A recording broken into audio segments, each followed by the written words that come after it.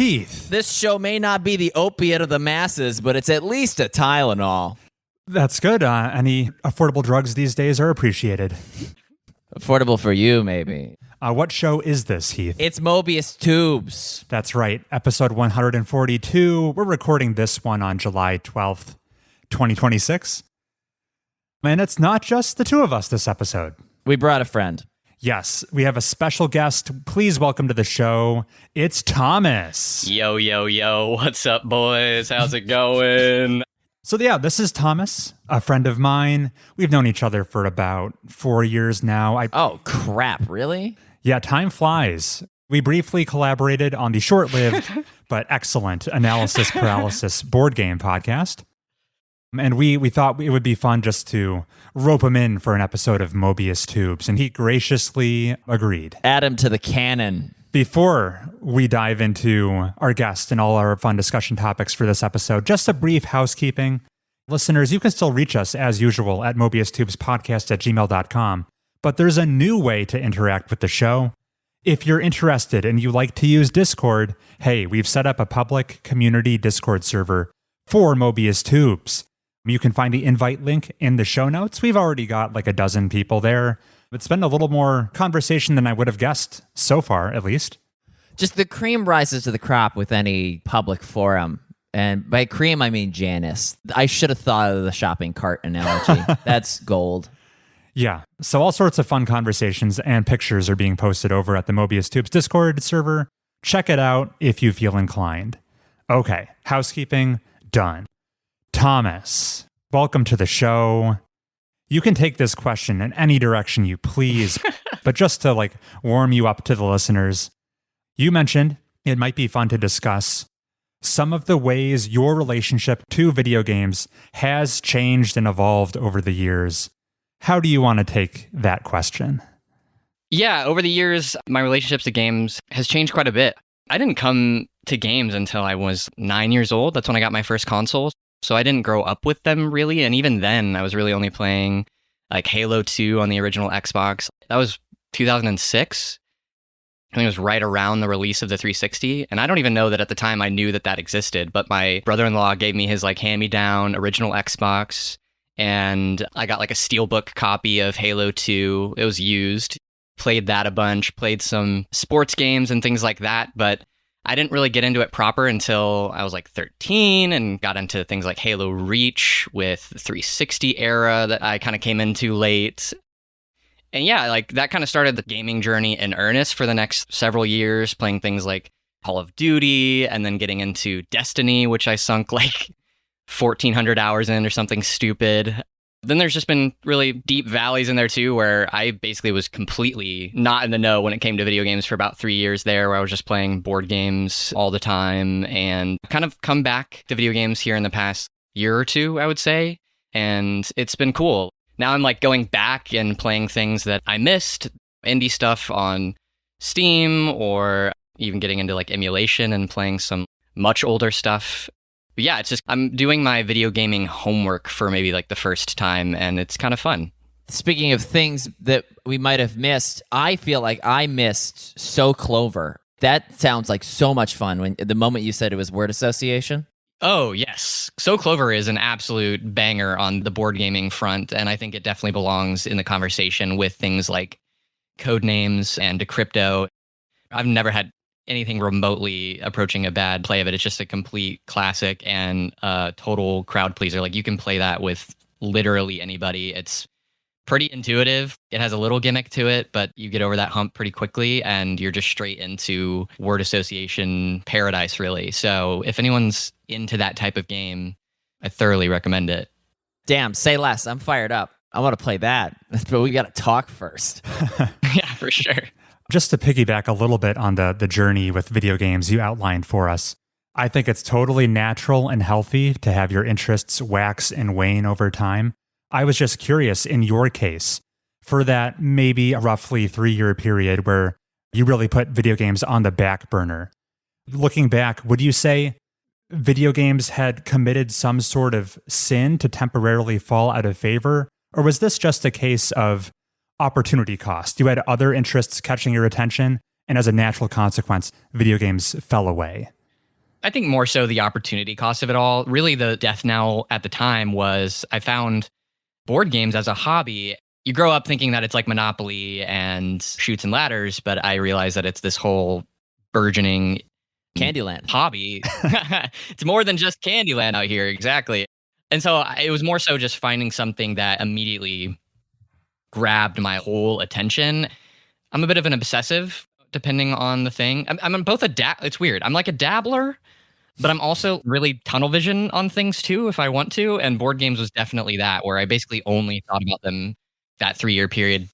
I had some buddies that I had met through things like Destiny, and they would kind of hit me up every like 6 months, being like, "Hey man, you want to hop on?" Or like, "No, not really. Sorry, I got a game night tonight. I'm hanging out with friends or whatever." So damn, they were doing Taken King, and you were Taken. Oh yeah. We can definitely talk Destiny till the cows come home, but it's so serendipitous. We have you, a former hardcore Destiny player, on the show for this episode, the one episode I'm actually going to discuss some Destiny 2, and I can't wait to have my woefully uninformed opinions absolutely shredded. Yes. Yeah, that'll be interesting. I will say, proviso here, I have like 140 hours into Destiny 2, which is like, that's a lot of time to spend playing a game. I have 1,250 hours in Destiny 1, so that kind of tells the whole story there. So honestly, you might have some things to teach me depending on what you're going to bring up. I can assure you I will have nothing of value to teach you. But Okay. I'll stop giving you so much credit. Okay, sounds good. With Halo 2 being formative for one of your very earliest memories, it sounds like Bungie as a studio has been a big part of your gaming journey over the years. Yes, the Halo franchise is very important to me. Like I said, Halo Reach, playing that game, just falling in love with it, playing so much multiplayer, but also playing the campaign. And obviously Halo 2 had like laid the groundwork for that. But it's funny because I don't think I played Halo 1 until I played it as a part of the Master Chief Collection. I'm in the same boat. Yeah, so I got Halo 2, like the OG Xbox edition of Halo 2, played that at the time, didn't play 3 because I didn't have a 360 when that came out. You never finished the fight. Exactly, yeah. And then Halo Reach comes out in 2010 when I get 360 for the first time, like the Slim model or whatever. And then I really got into that. And then it wasn't until like Master Chief Collection came around in like 2014 where I kind of got to have this time of like going back and playing through the series in order with like a conscious adult frame of mind of actually thinking critically about the art that I consume and the games that I play. And so that was really great to kind of fill in the gaps. Yeah, get some historical perspective where the roots came from. Exactly. But like people talk about, their time playing Halo 3 multiplayer and all this stuff. And I kind of miss some of the golden years of what people are often nostalgic about when it comes to Halo. But I love those campaigns. I beat them all on Legendary with friends, by myself. Bro calls his friend group Noble Six.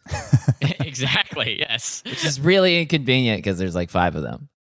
Now that you bring it up, Bungie has really had a major impact on my game playing. And then the fact that they went on to make Destiny 1 into Destiny 2 was like my whole life when it came to leisure. And so when that sort of died out, it finally was this moment of like, I think I might be done. And there's a little bit of that hangover that happens when you've been so heavy into like a game franchise. Like I can't imagine someone playing World of Warcraft for thousands and thousands of hours and then finally kind of coming up for air and then feeling like, whoa, okay, there's all these other things I could have been doing. And so I kind of felt that, I think, a little bit, and happened to find board games at around that time.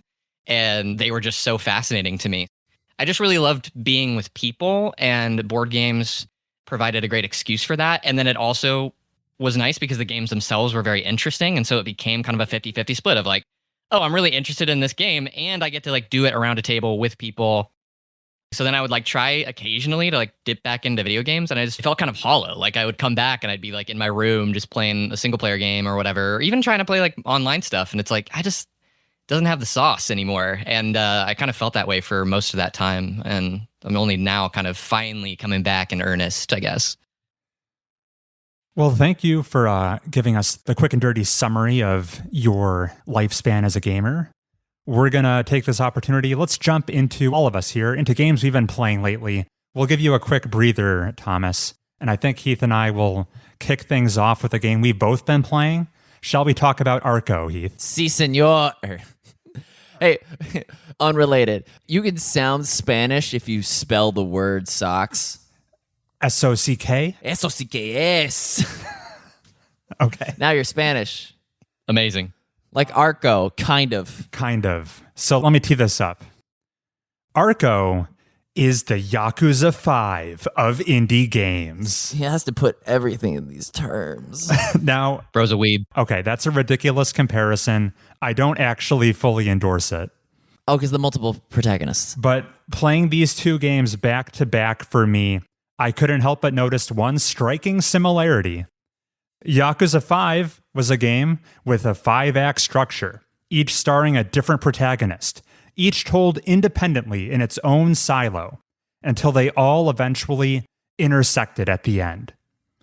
And from what I've played so far, Arco appears to be borrowing this very specific formula, which was just an amusing observation for me. It feels like quite the coincidence. I know Samantha talked about this game just last episode, but Heath, Right. maybe you could give us a less misleading elevator pitch for whatever I just said. It'll probably be equally misleading, but go ahead. What is Arco and how much have you played so far? Arco is a indigenous adventure game. Instead of being the white woman traipsing around the ruins of a former civilization, you embody the sombreros and panchayeros of a couple of indigenous groups. I've beat Act 3. Okay, I am still mid-Act 3. Okay. All right, we're in the same spot. It's a tragic story of the harms of colonization. Yes, and albeit a slightly fictionalized version of that. Yeah.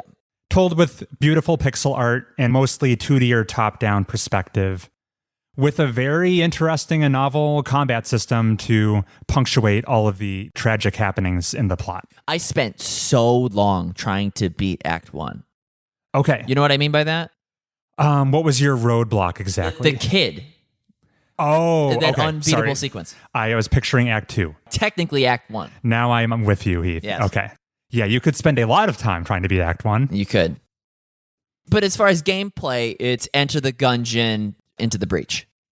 Yeah, Samantha described it briefly last episode, where it's like a top-down, you control usually a single character, sometimes two. I don't know if it goes above that. I don't know. And you're getting into these shootouts, kind of old Western style. But the catch is, while the game technically plays out in real time, most of the time you're looking at the screen, the action is paused, and you have all the time in the world to plan out your actions. Obligatory Transistor mention. Right. Thomas, you played Transistor?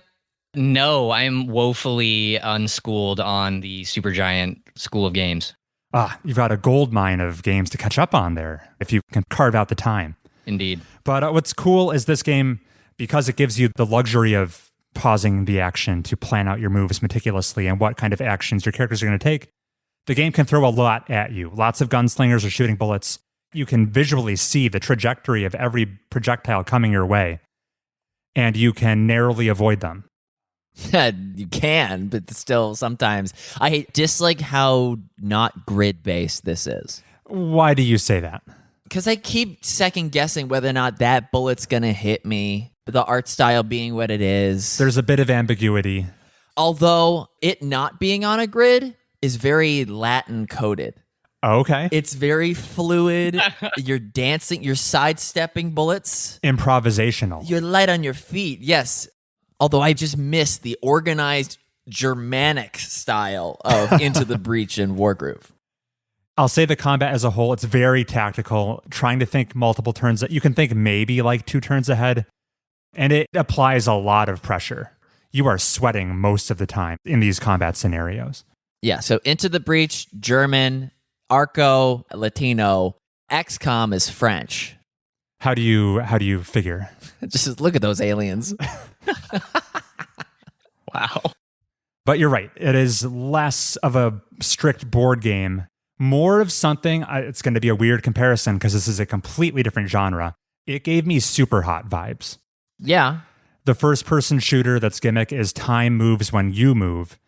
I've long called Super Hot pseudo turn-based because while it's technically all unfolding in real time, if you take your hands off the keyboard and mouse, you can, at your leisure, plan out your moves tactically and methodically. And Arco kind of lets you do the same thing in its isometric top-down gunfights. I'm glad that Chris clarified with the super hot comment a little bit, because that was kind of going to be my question. Is it only moving when you are? But it seems like it maybe doesn't work exactly like that, but it's something similar. Yeah, once you lock in your action after having, minutes if you want to think about it in Arco, then the next several seconds of action will then play out in real time and you have to suffer the consequences. So it's like action programming? Yeah, some action programming. The game will show you the intent of every enemy. So you can see, okay, this gunslinger's, he's reloading. This is my opportunity to try to close the distance and get him. The considerations like that. The soundtrack is average, but hearing the IO Village song after hours of heavy fighting, you feel like you're home and nothing bad can happen to you. I'll say it's above average, I think, okay. Especially the songs that punctuate the conclusion to every chapter. When the vocals kick in, those are standout. Okay. I want to highlight my favorite thing about Arco, which is quite a cool novel solution for having a mechanical manifestation of your character's guilt. Literally running from your sins. Yes. They've mechanized the sins you commit within the game's combat. So this is one of those narrative games, whether you know it or not, you're very routinely kind of making these ethical calls in the story of how righteous of a person do you want to be, or how much do you give in to the instinct for revenge. And as you commit sins as the game progresses, that's going to weigh more and more on your character. They're going to feel more and more guilt. And how this plays out into combat with an actual mechanical consequence. A kind of a ghost will appear in combat and chase your character around, completely ignoring the fact that time is supposed to be paused. The ghost chases you any and all times, meaning you're effectively on the clock. You have to make snap actions when the ghost is chasing you down.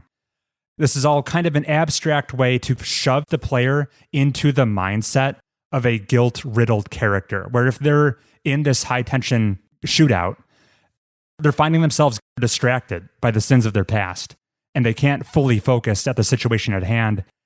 They get flashes of that thing they're feeling really guilty about, distracting them all the time. Ludonarratively, it is perfect. When I happen upon a shrine in the overworld, I think, thank God. Literally, thank God. Yeah. Because shrine's a chance to maybe lighten your burden. Although sometimes you'll donate a thing, like a snake skin or a gold coin, and it won't do anything. And I'll be like, what the heck? That ties into my one complaint about this game, actually. I have very little to criticize about Arco. Everything it's doing competently to great, I would say. With one minor blemish. It's kind of a nitpick of mine. I could see many players completely having no issue with this.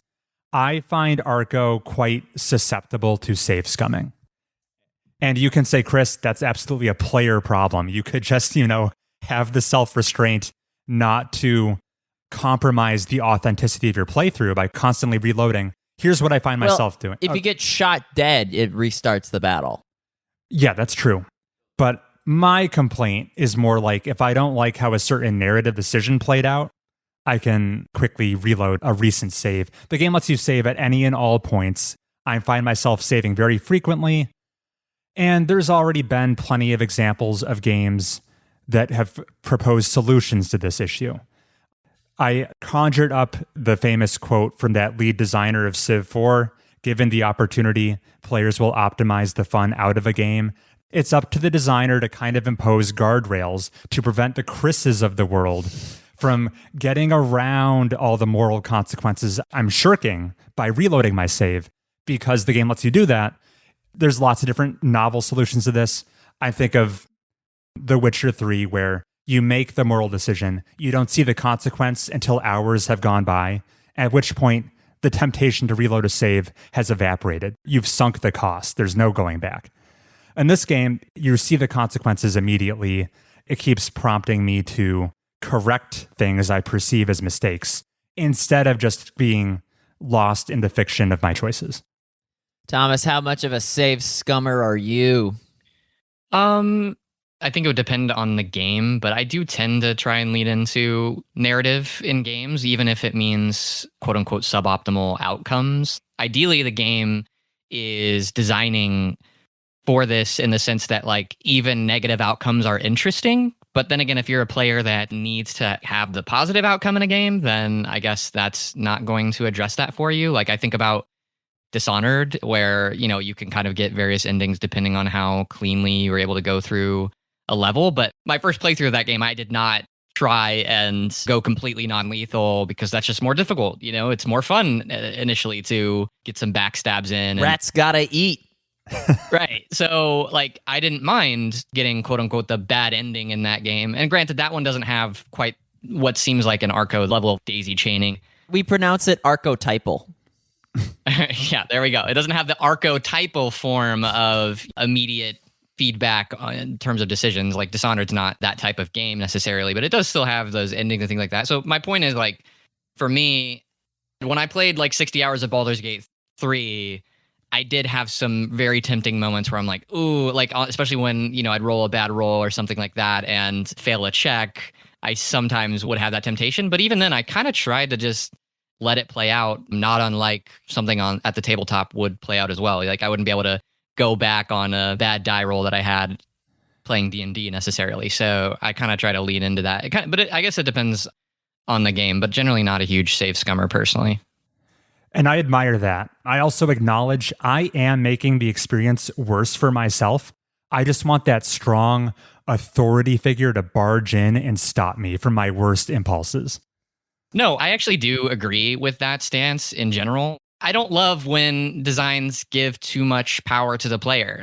I like feeling limited and constrained and like I'm up against it and I have to find my way out.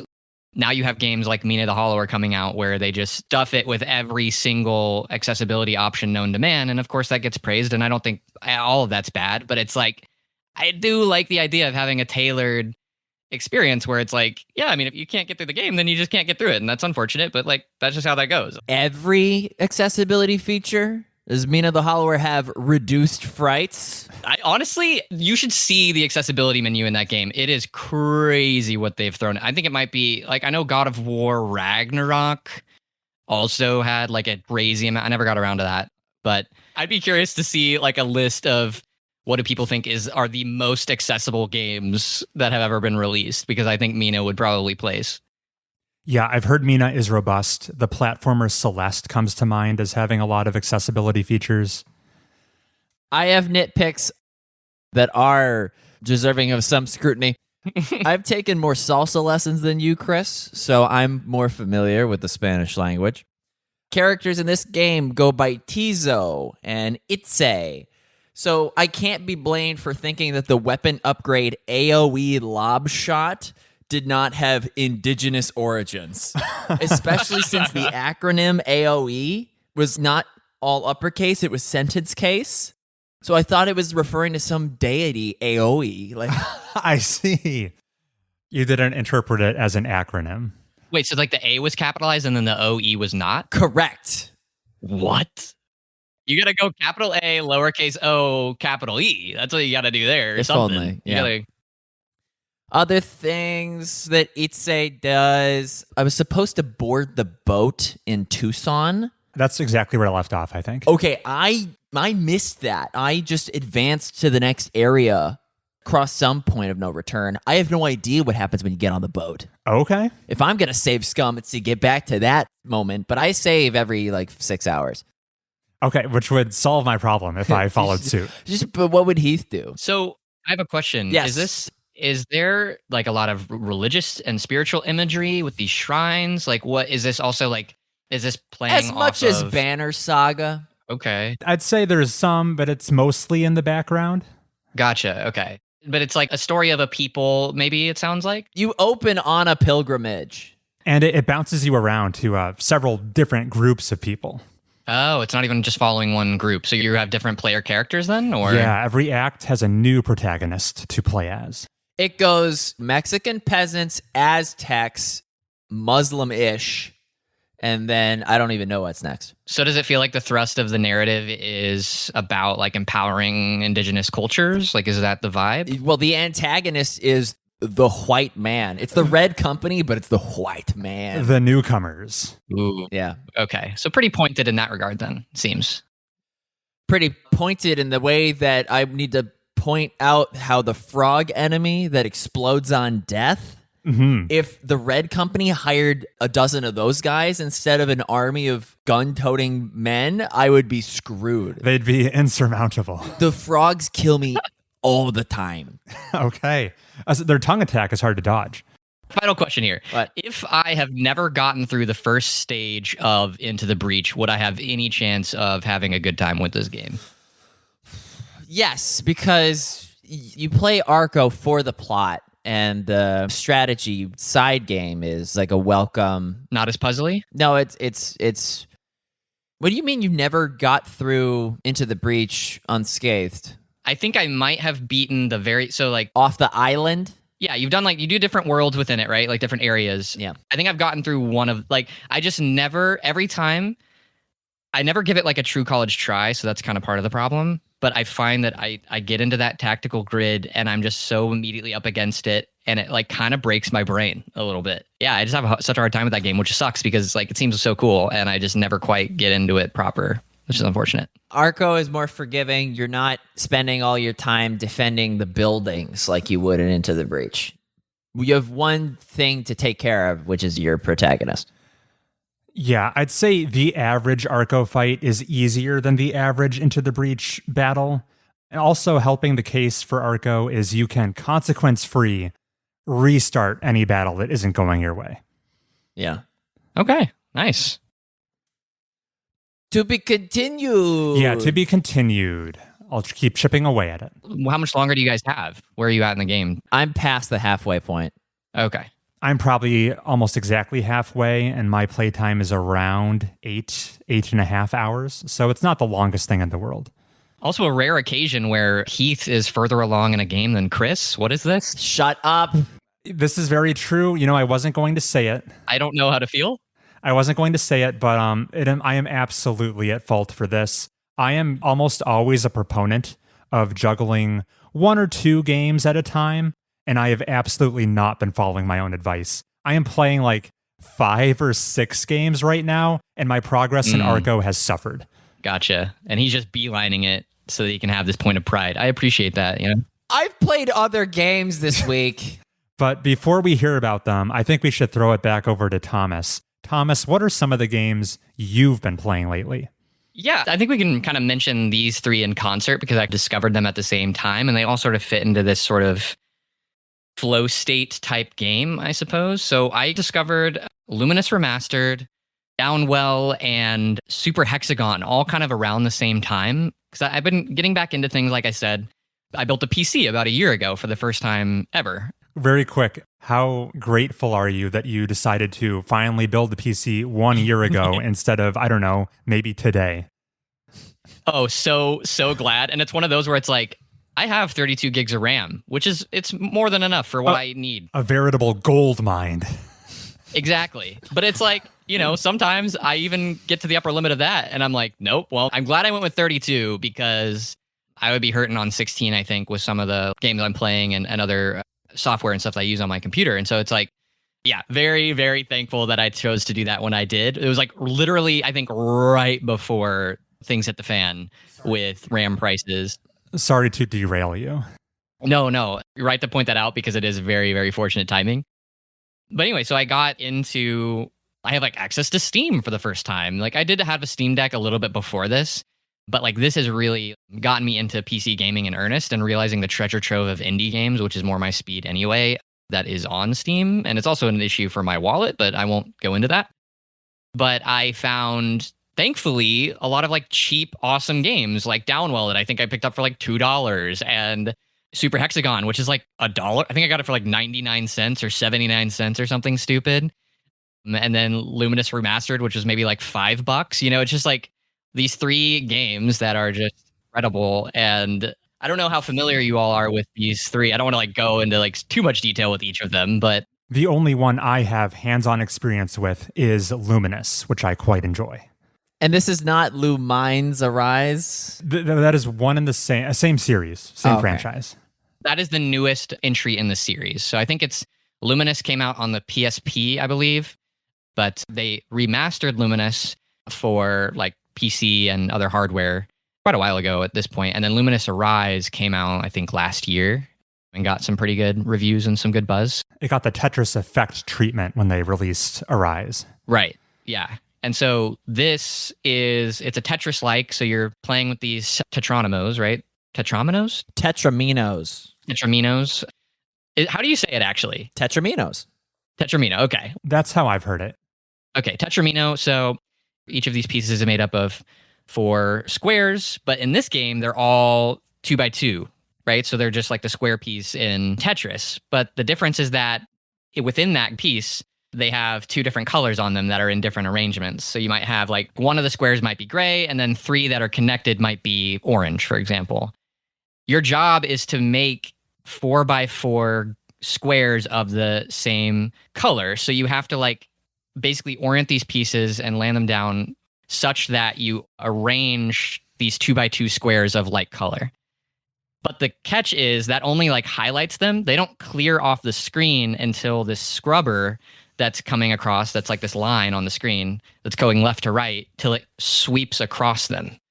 And so you have to make sure, especially as the stages advance, that you don't top out just normally, but it's also tricky because you might have like a big setup, a huge combo of pieces that you've managed to like clear, but they're not actually cleared yet. They're not actually taken off the board and they're still taking up space. And so timing it with the rhythm of the scrubber or whatever, like sweeper that's coming across. It's like a gantry. What is that? Yeah. A gantry? It's like a industrial thing on the ceiling that moves. Moves. Oh, that gantry. Yeah, my mistake. Okay. Yeah, I was like, I don't know. Sure. Yeah, and then I buried the lead here because a big part of it, and I mentioned rhythm, is that you have music like pumping in the background, all kinds of different music, mostly like upbeat stuff. And the sound effects are tuned to the context of whatever music's playing. And as you get to certain score levels, the stage will change. It's still the same general format, but the colors will change to like a different color scheme. The music will change, and often the tempo of how often the scrubber comes across will change. Like the bar, I can't decide on what to call it. It's a gantry, boys. I am not going to call it a gantry, okay? Gantry gang. You can call it that all you want. So it's really interesting. And actually, there's a like later stage that's really tricky because the scrubber actually goes slower. And so do the pieces. The pieces actually fall slower in that level, which is counterintuitive because you'd think it would just speed up the whole time. But actually, it's so much harder because you start to build up these combos. But because the bar is going so slowly, you end up still really cluttering the space because it won't clear the ones that you've completed in that time. So it's super interesting. I'm still not very good at it, but I've definitely improved a lot. And what you get better at is you arrange tiles not only to create combos in the moment, but you arrange the non-matching colors that were a part of that square that was dropping such that when you do clear a segment of the squares, whatever falls down creates new squares. And the great part too is that because you're waiting for this bar to sweep across the screen, you can kind of time it to where you let the bar just go off on the right, like kind of pass you. And then you start like building up these combos and reaching areas of the board that you wouldn't normally be able to if everything cleared immediately. There's a lot of like different mechanics to it that are very interesting and a little bit counterintuitive. And yeah, so I think it's great. And I honestly am a new convert to Tetris. I never played a lot of Tetris growing up, and I've only recently gone back like with emulation and played like the original NES iteration and all of that. But I gotta say, while Tetris is certainly the greater game in a certain sense, I prefer Luminous for sure in terms of my Tetramino action. So yeah, big fan of that one. I don't know, Chris, if you have any thoughts on it. Yeah, I absolutely remember being mesmerized by Luminous. We actually share a similar background in the sense that as we speak, I am finally putting in reps on Tetris. I'm not going to talk about it this episode, probably next one. But I don't really understand Tetris the way I did Luminous. Luminous taught me why people like Tetris. Yeah, you heard that right. Just because I have to assume both of these games put you into a similar melodic flow state. I would be curious to go back to Luminous. I'm curious how much of my muscle memory I've retained or how much I've lost at this point. Yeah, it is one that requires kind of like game sharpness for sure. Like any of these games that I'm mentioning now, you got to shake off the rust when you get back into them a little bit. I agree. I think actually getting into both these games at the same time, like with Tetris and Luminous, has only enhanced both of them. Tetris is, I suppose it's rhythmic in a different sense, but it's definitely not musically rhythmic. I mean, it's rhythmic insofar as those pieces are falling at greater and greater frequency. But, it's not, there's not a focus on like a beat or anything like that, I would say. The thing that's cool about Luminous, I mean, one of the things is that the designer, I forget his name, but I know that he's very passionate about matching music and gameplay. Because I think he's the same designer that worked on like Rez, I believe, like Rez Infinite. They've done some really wild stuff marrying the two and trying to create a sort of synesthesia almost with how they design their gameplay and like almost like being able to see the music and all that, which is very interesting. So yeah, great game and definitely one that requires flow state to get into for sure, which kind of dovetails into the other two, which maybe I can talk about in tandem. I don't know if you want me to keep going. Sure. It was Downwell and Super Hexagon were the other arcadey rhythm games you've been playing lately, right? So Downwell, for those that don't know, you are this pixelated little guy who is... Your shoe has a gun. Yes. Yeah, your feet are guns, effectively. You have like gun boots on. Like Bayonetta. Yeah, yes. Less sexy, unfortunately, but... Speak for yourself. Yeah, don't judge our taste here. Yeah, I guess so. Hey, I won't yuck anyone's yum, but so this little guy, the home screen, I love this. You're immediately playing because the home screen that loads up, you are immediately moving the guy. There's no start. There's no nothing. You're just immediately on like the first screen and you have to choose to like go to the right and then dive down this well that's there. And then the game is literally just about falling in style. So there's platforms that you can land on, but there's also temporary platforms made up of these blocks. Then there's all these enemies, and every enemy is coded in a certain way. And if you're on the basic color scheme, that's red and white. So the parts of the map that are white are things that you can touch. But anything that's red, if you touch it, is going to take one of your hearts away. And so a lot of the enemies will have white on the top, but red on some of the other areas of their body or whatever. Like Poland. Exactly. Yes. Poland, or I was going to say Japan, but that's a circle at a whatever. So you're diving down this well and trying to chain together landing on these various enemies as you just constantly fall down. And sometimes there's these offshoot rooms that you can go into that are like storefronts. You can go to this guy and buy like hearts or charges, which is basically the amount of bullets that you can shoot within a given jump. So basically every time that you jump, you have a meter that tracks how many bullets that you have. And you can reset this by exploding an enemy by jumping on top of them. That'll reset that meter. Or whenever you land. And so like you're just trying to chain together all these movements. Like you're trying to chain together combos. You get bonuses for not landing for a certain amount of time. So like trying to keep that combo going. Yeah, it's very bare bones, but it's incredibly visceral and just it immediately gets you into this flow state of like maneuvering around these very agile enemies and clearing these stages. So like the first stage is kind of basic. The second stage starts to add some more environmental hazards. The third stage ratchets that up even more. It's like a sea level where now you're like kind of floating down in this water. Like you're no longer in air, you're in water or whatever, but you have to like collect oxygen now. The fourth stage, there's like almost no platforms and you're just trying to chain together landing on these things that then disappear. So there's no like static platforms like there are in some of the earlier levels. So I've never managed to make it through stage 4, and I believe there's at least 2 more stages after that. So, and I've played it for, I don't know, 10 to 15 hours at this point, and it's still just so enjoyable to do a run, but it's very, very difficult. And that really kind of describes all 3 of these games. They're like at times brutally difficult, but incredibly enjoyable and immediately kind of get you into that flow state. So I don't know if you guys have ever heard of Downwell before, but it's a very interesting one. In name only. I've never touched it. I always confuse it with Donkey's Animal Well. Right. Yeah. That's one I've been meaning to check out. But yeah, the other thing I didn't mention is that you only have 4 hearts to begin with. You can take 4 hits without healing. You're very precious about taking any hits in this game. And there's some times where you get in really dangerous situations with a bunch of the enemies swarming you, and especially when they get above you and you kind of have to like find a way to get back on top of them to try and jump on them to just kill them that way. So yeah, very tricky game, but I very much recommend it to anyone that hasn't checked it out. And it's also like, might be $5 when it's full price. And I mean, it's on sale all the time. It's kind of one of those games. I think it came out in like 2016, or it still plays amazingly. So I have a general question for you, Thomas, and Heath could weigh in on this as well. For your own taste, would you say these style games, Lumines, Tetris, Downwell, they're very minimalist in their design? They almost have just a singular focus. We do this one thing and we do it exceedingly well.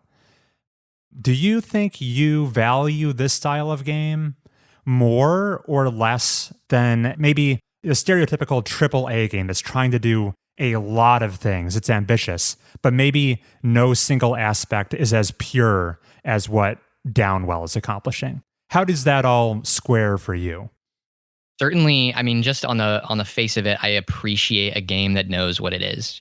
I'm not a fan of a AAA game that is trying to be all things to all people, because usually that means it becomes nothing to no one in the process. And so I do appreciate games that know what they are. And obviously a lot of these indie games are not only that way because of their resource constraints, but that's part of it. So like, in a sense, they didn't have an option to be something more. And I think that's actually a great boon. I think more games should have to deal with a small budget, because it would mean that they have to hone their craft and they have to really focus their feature set and their mechanics and their coding, especially. They got to make it run. You have to get that much more juice from each squeeze, you know? I guess I do gravitate to these types of games, but I think it might just be because easier to commit to, right? Especially like run-based games like these 3 games that I'm mentioning. You can just dip in. I can do a Downwell run for 20 minutes or something, and then if I die, there we go. I'm out, and I can, like, there's no carryover from game to game or session to session except for the skills that I've attained. But otherwise, I don't have to catch up with a story. I don't have to remember, I don't have to remember a mechanic, because in these 3 games, they're like 2 buttons max. Like Lumines, you have A and B button that are rotating it clockwise or counterclockwise, and then using the D-pad to bring the block down to the floor. In Downwell, you are literally just jumping. You're jumping and then using left and right on the D-pad. So if you take a huge break from it, you come back, and it is like riding a bike in terms of the control scheme. Like, I remember times where I would step away from The Witcher 3 or something like that, and I'd come back and it's like, okay, so I have potion, Quinn sign, I the silver sword. But can't forget the Quinn sign. So if I can do this and parry, you have this whole thing where you have to like relearn the control scheme, and you got to do all that, and it's worth it because that game's great. But like, I love games where you can just dive right back on in, and it's also nice because once again, they're often very inexpensive, so you can pick them up, and it's limited risk, you know, low investment. Low risk, and also usually high reward, counterintuitively. They turn out to be really cool games. And so, I definitely do gravitate towards that. But I mean, I do love a mid-budget game too. That's not maybe like a AA. I like that because you get a little taste of maybe some sort of plot or narrative, but you don't have to deal with bloat, the extra cruft that tends to come along with a AAA game, you know? Heath, did you have any thoughts on this subject? Yeah, until further notice, I agree with Thomas. I pledge allegiance to the games that do one thing exceedingly well. Although when GTA 6 comes out, I'm ready to walk it back, because that game is going to be all things to all people. Yeah. And it will manage to do it, I think. You know, it's the exception to the rule. You have things like, I haven't played it yet, but like Clair Obscur, which I guess you could maybe call like a AA. People wanted, it's definitely not an indie game. I know it's technically an indie game, but like it's not. It was a success in the larger cat, and I guess Pragmata and Resident Evil Requiem. Like there's games that I'm interested in that are playing in the big leagues. Of course.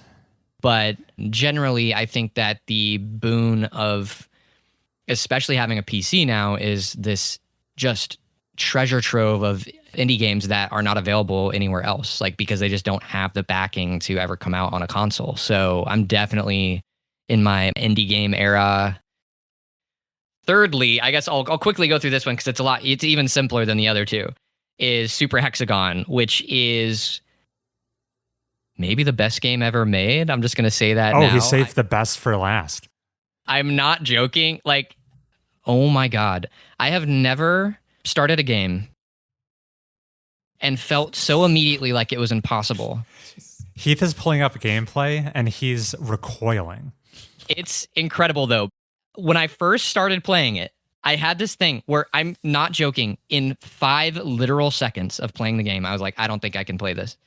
I don't think that I have the ability to play this, because I died twice in like 5 seconds. And it's one of those great, once again, there's no extra chrome or anything. As soon as you die, you just hit one button, you're immediately back into it, like immediately. So you can just chain these runs back to back to back to back to back. I have never had a game kick my ass that badly so immediately and feel like I had no hope of possibly doing well in it.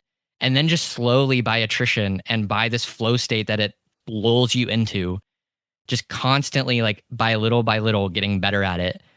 It's one of those where it teaches you about kind of how little like conscious control you have of your life. Like, in the sense that I just kind of like got better at it. But when I stopped and thought about it, I'm like, I don't know how I got better at this, but apparently my brain is just subliminally recognizing these patterns more, and like how much I need to move and all this stuff. So the crux of the game is that you're this tiny little triangle, and there's all these lines coming in on the 6 sides of the hexagon, and they start on the outside of the screen and they come inward, and there's always some sort of gap that you can thread on every shape configuration that's coming in at you. And so your job is to like go counterclockwise, clockwise, whatever, and find your way through this maze of lines that's assaulting you on every side. And it is brutally difficult. But like I said, I slowly was like, oh, I finally was able to beat the first stage. And then I finally was able to beat the second stage. Third stage, still have not gotten to 60 seconds. And so, yeah, it's amazing. The backing tracks, it's like chiptune stuff, is incredible. I'm serious. For how little, I don't know, not design work, but like how little the feature set is here and like what you're doing, it's like one of the most impressive games I've ever played. And I'm not joking. It's one of those where like I catch myself saying that and it's like, is this a meme? But it's like, no, it's really that good, but it's also confounding. I don't know how to talk about it, honestly. I have 3 thoughts.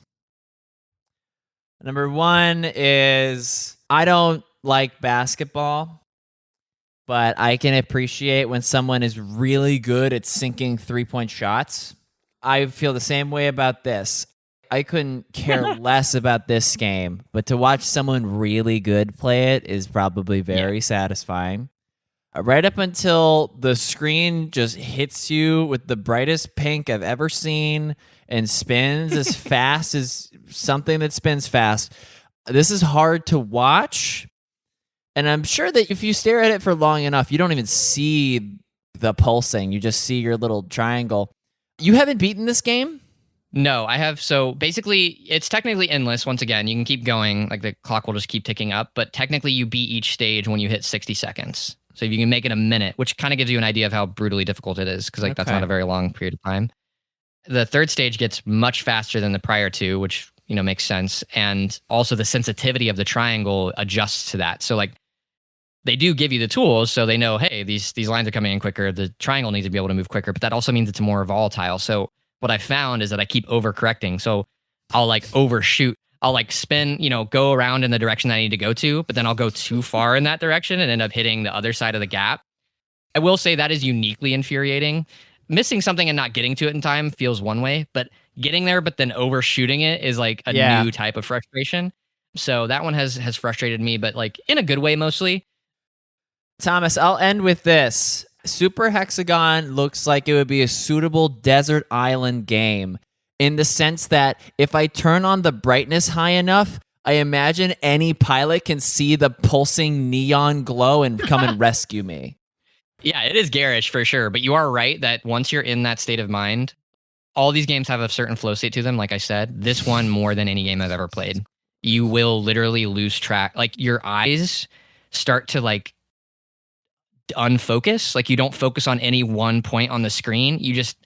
It's like the pattern is imprinting on your brain. I'm not joking. It's the most surreal like game experience I've had. Thomas, I imagine there's someone out there that has the same description of like brain rotting drugs as what you just told me. Your eyes go blurry. It's so euphoric. That first time on H, baby. Oh my God. I went to Cloud 9 and it's Say less. I'll be chasing this dragon for my whole life. But seriously, like I think it would rank in my top 10 games of all time for sure. It's cursed. It's not my number one game of all time, but I think it might be one of the greater games just in terms of design economy. I'm going to have to assume everything that Thomas has been saying for the past 5 minutes has been very astute and well-reasoned, because Heath keeps playing clips of this game and it hypnotizes me. Yes, right? Yeah. It's hypnotizing, All man. cerebral function ceases and I just look at the pretty colors. Seriously. So yeah, that's the one I end with there, but amazing stuff. Well, excellent. Finishing the trilogy of games Thomas has been playing there. Heath, do you have more games to talk about? I do. Let's do it. All right. I returned to the 2019 action-adventure game Control. Okay, I know that one. Control is Finnish. Because it's from that country. And I beat it, yeah. Oh, wow, you finished it. I finished. I thought you might stall out, but I'm glad to hear. You weren't in love with this game. And you'll hear why. Thomas, have you played Control? No, I really would like to before Resonant comes out, although I probably won't play that for like 5 years after release anyway, so what am I worried about? I, too, felt the urgency of the sequel coming in to try to nip this game in the bud. Pros and cons. I liked any time Alan Wake was on screen. Okay, so you liked a very small portion of the game. I like that the service weapon, your gun, does a lot of things. Yes, it's your services every purpose you could need. So I thought I got the bad ending, and then it does a twist. Throws you. My expectations were subverted. Do you know what I'm referring to when I say the ashtray maze? Of course I do. On another tab on this computer, I have my top 100 games. You can't see it. Okay. By the way, feel free to spoil this game if you want to, if that's going to aid the conversation. You just said you were interested.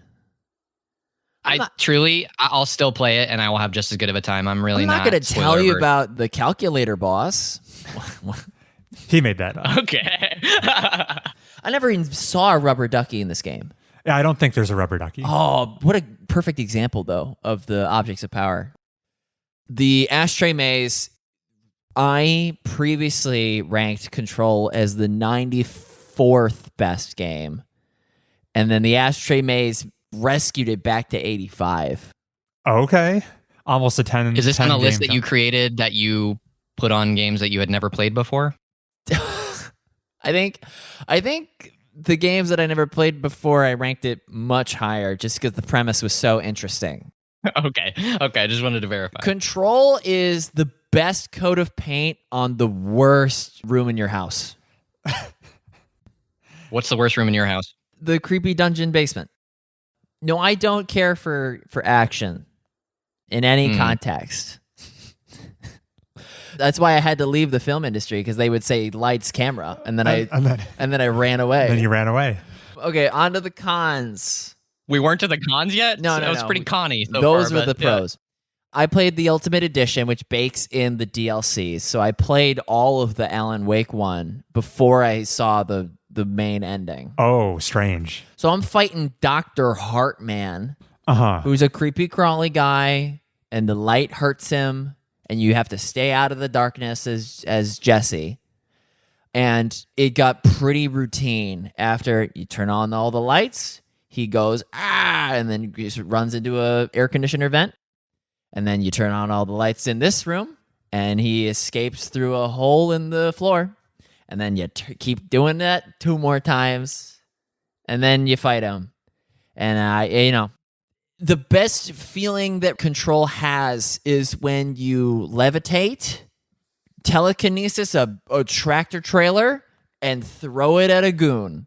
It's as Gravity Rush as a game has ever been. There's the power fantasy. Yes. It was very difficult. Just I keep getting hit, and I don't levy the shield ability Q on my keyboard. I didn't do that often enough. To the point where after 12 hours, I turned on invincibility and still died 5 times. Don't ask me how.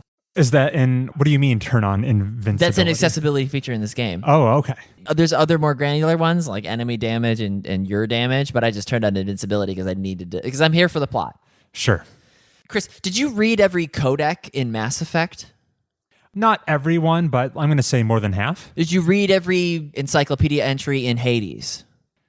Once again, only the ones that appealed. Right. This game has so much boring documents. It has a treasure trove of them, yeah. And I said I like boilerplate paperwork. Yes. And now I'm eating my words. You've changed your tune. They should have done what Batman Arkham did and paired every interesting character document with some artwork, some concept art. I much more care if I see it in action than just the redacted. It was so daunting. How many unread emails are on your personal phone? Fewer than 10. Thomas, how many unread emails are on your phone? I'm going to say like 801. Okay. The duality of man. Yes. So when I hit 23 unread internal classified documents in Control, I was like, I'm not going to take the time to read these. Past the point of no return. Despite how interesting they probably are. Some of them are, for sure. But I think you're right. They went overboard with this game. Chris, it defeats the purpose of having really cool power-ups like the floppy disk. If enemies 2 through 50 also have the telekinesis powers that the floppy disk imbues, are they packing floppies? I wish Control was Dead Island? No, Dead Island? You're talking about Dying Light? Dying Light is the parkour zombie game. Right. You weren't around for the 360, so you wouldn't know. What's the zombie game where you're concocting funny crafting and fighting psychopaths? Oh, Dead Rising. Dead Rising. I wanted Control to be Dead Rising. Okay. In what way? Where you're running around the Federal Bureau of Control and you're collecting unique items, weapons. Oh, this object of power, that object of power. And the bosses that you have to fight, instead of a big machine gun, I wish there was rogue agents of the Federal Bureau of Control that sees the ballpoint pen or the Benikoff TV and have the special power, and then you fight him and you take it.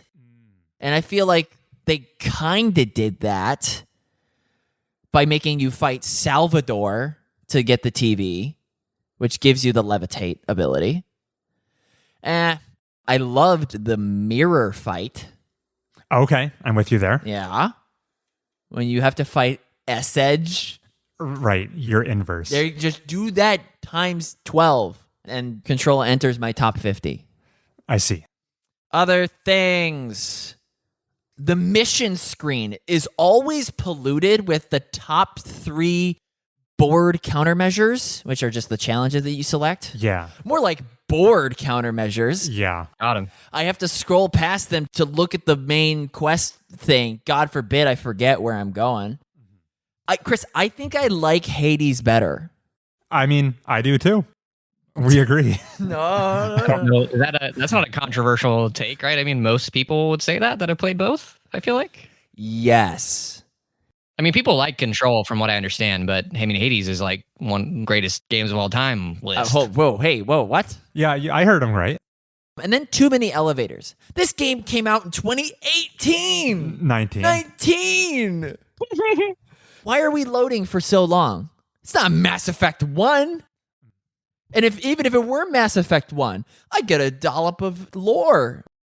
So it's obfuscating the loading screens via elevators all the time? Surely, that's the whole reason elevators exist. Sure, of course, in real life too. Otherwise, why wouldn't it just be like a portal? Yeah, I was like just staying at a hotel, and I don't think the top floors of that hotel existed till I got there. So That's right. Exactly. That's how hotels work. Control Resident will have a musical number. Its characters will be wooden and European, and it'll be cripplingly difficult for Heath.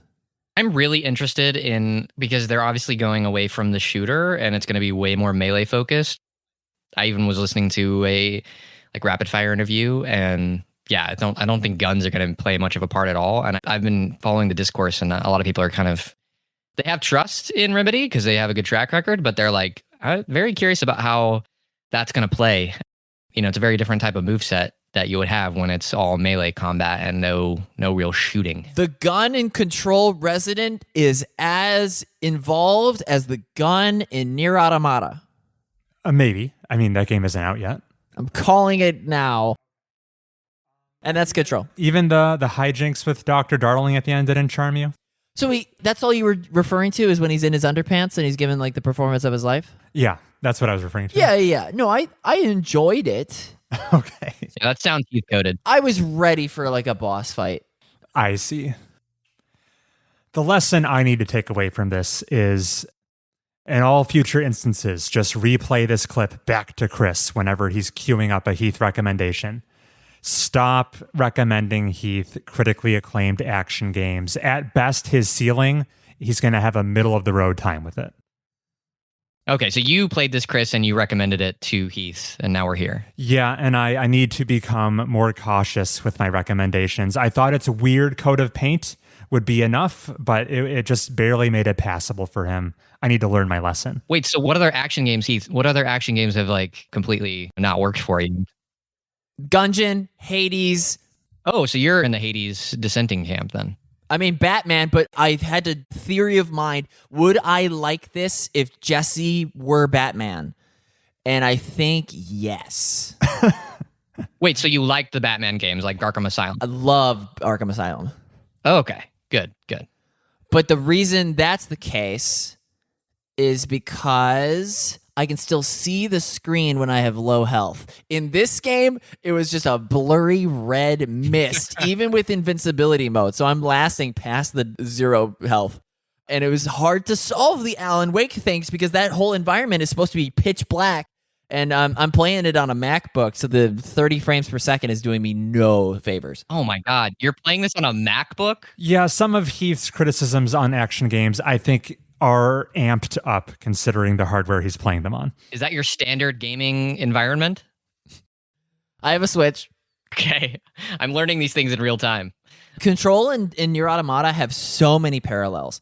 Really great musically charged endings. Save points that are very far away from where they need to be. And stray bullets that always seem to find me. A bit of a mixed bag there. Yeah, all it's right. one I still hope to play, honestly. But what do you say we take our break now, insert the transition music, and when we come back, we have yet more games we've been playing. And we're also going to cover the recent big news headlines from Sony about the discontinuation of physical media. All that and more after the break.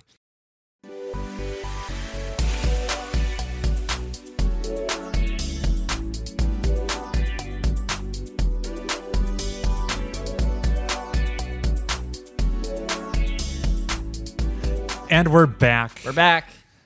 Thomas, you have another game, a very hyped title for you, I believe, you would like to discuss.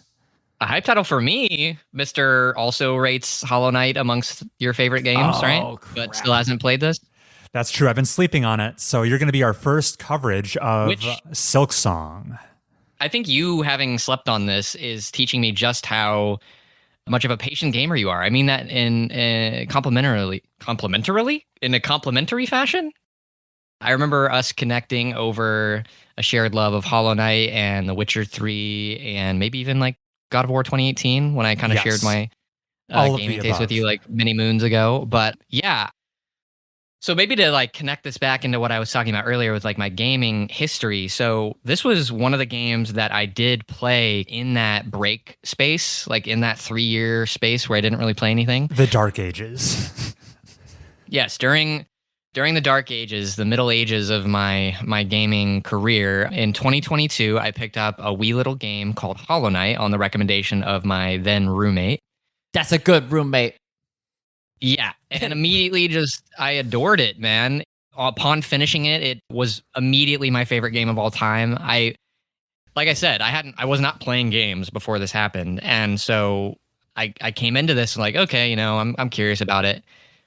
60 hours went by and I was like, wow, that's one of the best gaming experiences I've ever had. And it pulled me along the entire time. I didn't take any breaks from it. 60 hours. Wait, what? Not no breaks literally, but like I Bro, just pissing in bottles. Exactly. Yeah. It was. That's my flooded city or whatever the hell that's called. What's it? I think it's called the Flooded City. Flooded City, baby.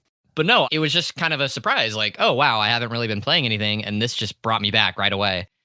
And, it didn't really bring me back fully with other games. It kind of was just this isolated experience, but I absolutely adored it. And so I learned at the time, there's going to be this sequel. And by that point, the sequel had been in development for, I don't know, 4 years or so. Moons. Yeah, they announced it like a year after Hollow Knight came out, I think, at like an E3 or something, maybe a couple years after. And so even then, I was like, oh, great, I won't have to wait a ton of time to play this like everyone else has had to because I came to Hollow Knight so late. Yeah, you get to skip the line, or so you thought. But even then, little Thomas didn't know we had another 3 years to go before that game would actually release. And even within this time of getting back into games, there's been, in the last few years, like been some dry spots and stuff like that. But I always knew when this game came out, like I was going to buy it day one and play it, which like I don't ever do that. Was Hollow Knight your first Souls-like? No, I think I didn't finish, but I played Dark Souls 1. You fought the Asylum Demon for half a second? I beat the Asylum Demon, which is that first boss, right? Yes. And then I think I beat the gargoyles on the rooftop and got a little bit past that area, I think. Okay. But I didn't get much farther than that. Did you Path of Pain? No, I did the white, what's that called? The White Castle or the White? It's Hollow Knight. There's a lot of white. But, and orange. The White Palace. It's called the White Palace. So I did all that. Like that was kind of and then the Path of Pain was obviously an offshoot of that I did not ever fully complete. I think I got some part of the way through, but I did not dedicate the time to it. I think I could do it, but I just never really gave it an earnest shot, I don't think. But yeah, no, I mean, I was passionate about this. I got above 100% because they added the God Home stuff, and I did quite a bit of that. Is Hollow Knight required reading for Silksong? No, not at all. No? I do not think so. I think people have oversold obviously there's a bunch of connective tissue, but I don't think you can tell that they designed this narratively in most ways as a standalone experience. It's certainly enriched by understanding the general vibe and aesthetic of the first game will definitely enhance the opinion of this game, I think. Is there a time gap? Yes, it's nondescript. They don't say like 3 years later or whatever. Koopa Kapipa. It is definitely a sequel because people were like, ooh, is this going to be a prequel? But no, it is a sequel. Hornet references a few things throughout the game that clearly indicate that she knows about what happened in the first game. But yeah, some time has passed and she has been captured by an unknown group. She's being carted away to this distant land, and she... Good, you're finally awake. Yeah, effectively, yes, that is the first cutscene. She breaks free because this moth descends down and lands on the cage that she's in, and some sort of binding magic overcomes this bridge that they're on. It collapses. She tumbles down in this golden cage, crashes out of it at the bottom of this ravine, and that's where you start with her waking up. Yeah, she's usually so calm. It's surprising to hear she crashes out right at the start. Yeah, exactly. She's like, I can't take these nights. Yeah, that's a good one. So I was curious how I would find the updated moveset. It's the brutal part of every Metroidvania, which is at the start. You know that the dash is coming. You know that the double jump is coming, and they do, but you don't have them. And so you just feel so slow at the beginning, just like you do in the first game. But immediately it's apparent how much more money they were able to put into this game. Because, I mean, the first one was, I believe, kickstarted, I think. But this one, like, they had all the backing they needed from the sales of the first game. So they just had all this time to develop this, which is one of my favorite stories that came out of the development process was like, pretty close to release, an article came out from Jason Schreier where he had like interviewed the Team Cherry team and was like, hey, basically it was trying to get to the bottom of why it had taken so long. And they're like, yeah, no, there's been no development issues. We just keep thinking of cool stuff to add. And so we just keep working on it. But just so you can tell immediately how much work and care has been put into this, just like the first game, but just dialed up to 11. The music, I never thought that. How good is the Silksong?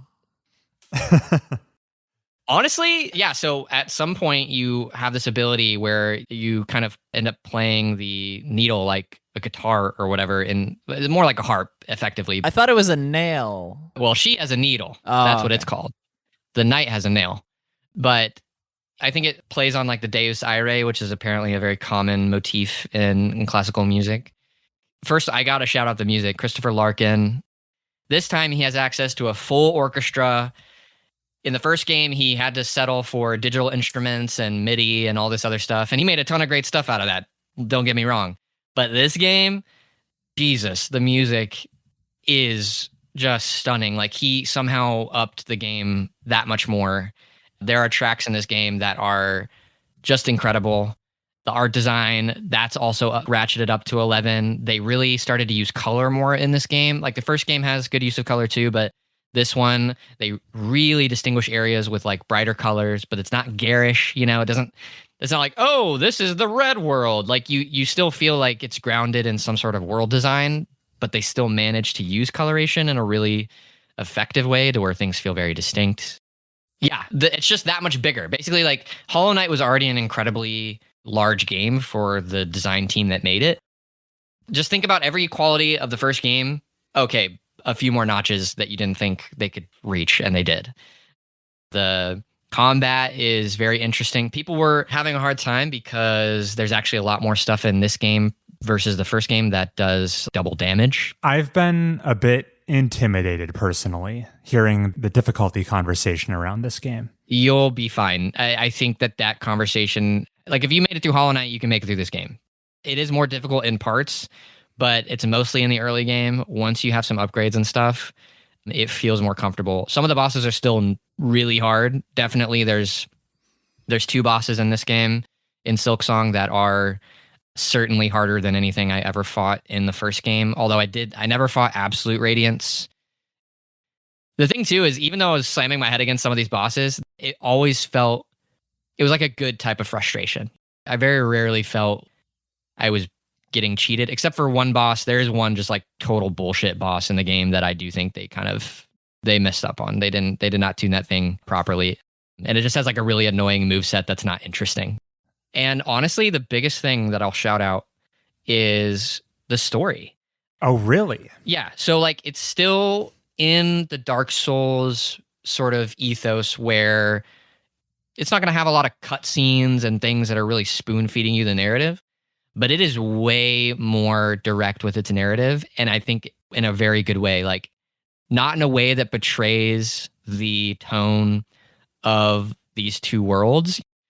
It doesn't take you out of it. It's still incredibly well written. I mean, good Lord, the 2 like main designers, like, they just have such a great pen.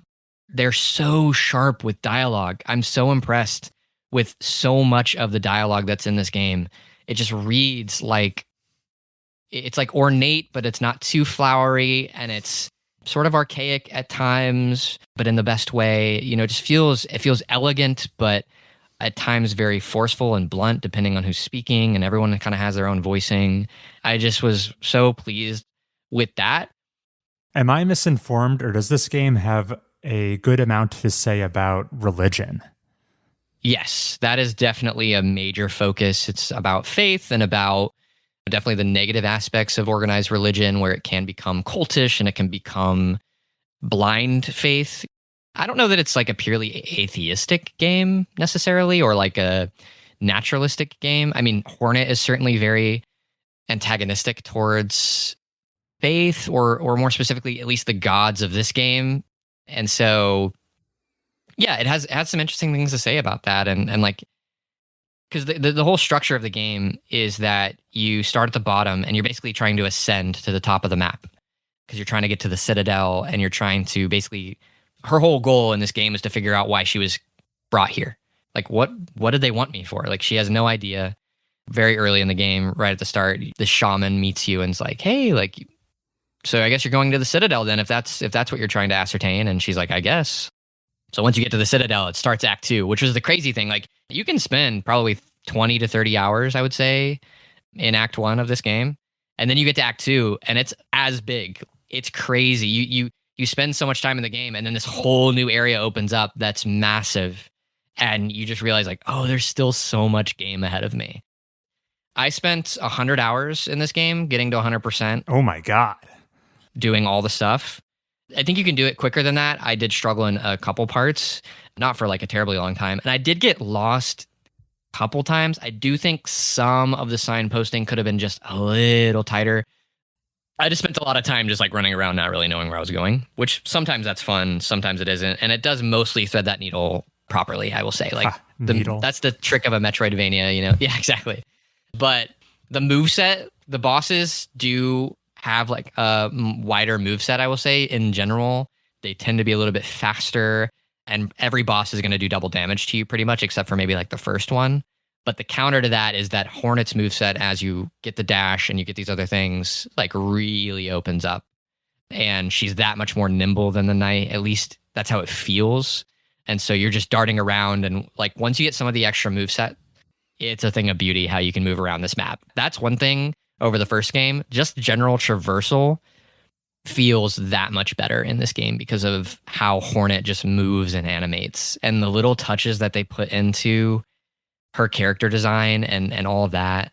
I mean, it's just a treat to play. And I was so happy that for my money, they absolutely delivered on this sequel, like, and in a sense kind of outdid themselves. It's weird because Hollow Knight was like my favorite game before this, and I think technically like this a little bit more, but there's something about my first experience being the one that I rate more highly somehow. So it's like this kind of counterintuitive thing. But I think eventually Silksong will supplant that place in my list. Yeah, feeding into that, if you went back to the original, do you think it would feel antiquated in comparison? So I actually did do that for a little bit. And I will say the Knight feels more floaty. Hornet both feels more nimble and yet feels like she has more substance to her. I don't know how to really describe that, but like the Knight is just more twitchy, or like floaty and twitchy in a sense. And the wall grabbing especially, they definitely tune that differently in Silksong. Yeah, I don't know. It's just that much more polish on every aspect of Hollow Knight. And I really don't think there's a single area where it is a regression. You know, at the very least, it kept parity with the first game, if not improved it in some fashion. And I don't know if you guys have any, if you have any more specific questions, because I know Hollow Knight's a favorite of yours as well. So I was surprised. I have it installed. Oh, yeah? Heath, I don't think you're going to get along with it. I truly don't. It's 2D. 2D is a different animal. Well, I love that it's 2D. And the exploration's great. Like finding a new area and not having the map yet is one of my favorite things. I love that they stuck with that you still don't have a map right away. You have to go and get it from a vendor, and that you just have to like walk around, find your way and go down passageways and get lost. And sometimes you have a lot of, in the first game, Geo on you. In this game, rosary beads is the new currency. But like sometimes you die and you're like, how am I ever going to get that? And like, that's just part of the fun for me. There's one area that's like mostly just completely innervating in this game. Although I did kind of get like a Stockholm syndrome with it by the end, and kind of liked it in a certain like perverse way, I guess. But other than that, all the areas were pretty cool. Very good. Thank you for the overview. Yeah, I'll get to it someday. When exactly, I can make no promises. I'm curious with that. Sorry, but like, do you ever buy something on release? Like, when's the last time that happened for you? You bought a Switch too. Yeah, I guess I purchased Donkey Kong Bonanza pretty close after its release. Here's the thing. Listeners might be attributing, oh, Chris has like such a strong sense of patience to like put off these games. My secret to my success is I'm not really exercising much restraint at all. The secret is I'm constantly inundated with games I'm just as excited to play that just happen to be old. So whether I get to the new stuff as it comes out or later, it makes no difference to me. Yeah, so for me, like, this was appointment gaming. There was just no question that I was going to buy it right away. Like, because like I didn't have games that I was as excited about, and so I guess that does make sense. You know, I mean, I'm excited about other games, but I just had such a great experience with that first game that came out of nowhere to the point where it's like, oh yeah, when they do the second one, which already looked so cool at the time, it's like, yeah, I'm there day one, and I was happy that I was kind of there at the start after never really doing that other than that time. Yeah. So get to participate in the zeitgeist, get swept up in it all. Yeah. All right, let's talk about a game that I couldn't have been later to the zeitgeist. I've recently dipped into Destiny 2. Yes, you've heard that right, listener. 2017 Destiny 2. I played it recently. What was the impetus for this? So I caught wind that apparently Destiny 2 was receiving its final content update called the Monument of Triumph, which dropped on June 9th of this year. I'm often put off personally by the ever-changing nature of live service games. This isn't me saying it's objectively bad that these games are always receiving updates and changing their systems. It just kind of makes me feel like the ground is shifting beneath my feet. I obviously enjoy having conversations about games, hence, this whole podcast. To think that I could play Destiny 2 in 2026 and it so fundamentally be disconnected to someone who played Destiny 2 in, let's say, 2018, like Thomas, because the game just looks so different and we don't have that common ground of discussion, that is strange to me. It feels like I'm participating in this piece of art that is disappearing. It's so ephemeral. And it's not inherently bad that it is that way. In fact, you could probably make the argument that having this ephemeral, temporary experience is a beautiful thing. I like to have enough commonality with other people playing these games that we can have shared touchstones. And live service games put me off for that reason. Anyway, a long-winded way of saying, I guess, final content update, Destiny 2 is finished. I can now play Destiny 2 as the designers intended. In more ways than one. The early access period, if you want to call it, is done. This is Destiny in its final form, and I'm ready to dip in and give it a shot. And I guess it's worth mentioning, this, what could have been viewed as like a celebratory moment for the game, kind of became a eulogy when shortly after the update, it was announced Bungie, the game's developer, was hit with massive layoffs, mostly affecting the Destiny team, which has been gutted, and there is no follow-up that has been greenlit. Seemingly, there might not ever be a Destiny 3. This could be it. At least that's how things currently look. So, what did I think about playing Destiny 2 9 years after its release? I do have a little bit of history with this franchise, not nearly to the extent Thomas does.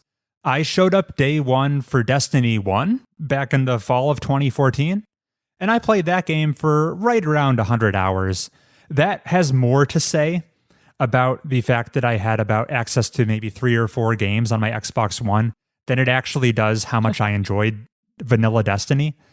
I would just had a dearth of alternatives to spend my time on, and I did find the endgame grind of Destiny to be a little... It felt like I was putting in more than the game was giving back to me. And a big admission here, I was playing the original Destiny before it received a lot of the updates that made it beloved to the community.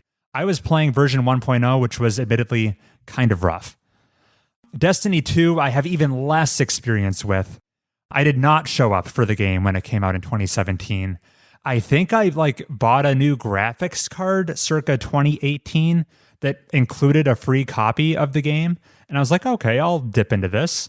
I think I essentially played the onboarding story campaign, the Red War, I think it was called. Played that and then said, that's enough Destiny 2 for me, and I bounced. I didn't think I was going to put in the amount of legwork required to really truly get invested in the game. And that brings us to today. We're caught up. I picked Destiny 2 up again for the final time here. And everything I'm about to say, listeners, you should probably take with a big heaping of salt. I only played this game for about 4.5 hours on this most recent excursion, and I probably didn't give it the fair shake it deserved. But here's what I have to say.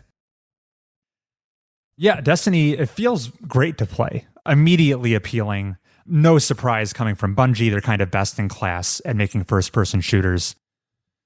Zero criticisms there. Everything else about the game was putting me off. At its core, it's really just as simple as Halo in terms of the gameplay loop you go through. You've got a similar arsenal of tools, your melee, your guns, your grenades. And yet, despite that being a game system that I think is fairly simple, I've got a firm handle on, anytime I opened up a menu, I felt like I was out of my depth. At first, I was like, okay, surely this is user error going on. I have foolishly resumed my save file from 7 years ago after however many updates. Surely the developers haven't accounted for this user experience. Let me start a fresh character.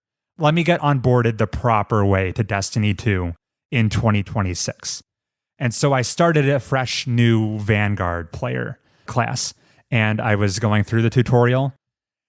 And it honestly wasn't that much more helpful. This is just confirming the biases I've had. I've heard onboarding in Destiny 2 is some of the worst out there. I was getting these tooltips appearing to explain where I can find my quests and how these currencies work. And I kept thinking to myself, I really wish these tooltips had tooltips because each one has about 2 proper nouns that I haven't fully internalized yet. It was overwhelming. I was shocked at trying to find where in the UI I was trying to make progress on the quest line I was in and being confounded at almost every turn. What's being said? Like, welcome, scavenger. You can find your gold chips on the main deck of the battle stations. Yeah, it might as well be. It was all Greek to me. As far as I can tell, that story arc I played through back in 2018, the Red War, I don't think that exists in the game anymore. I believe it's been vaulted as a measure to save on disk space to install the game because it's huge. That's kind of like lost content, which is interesting.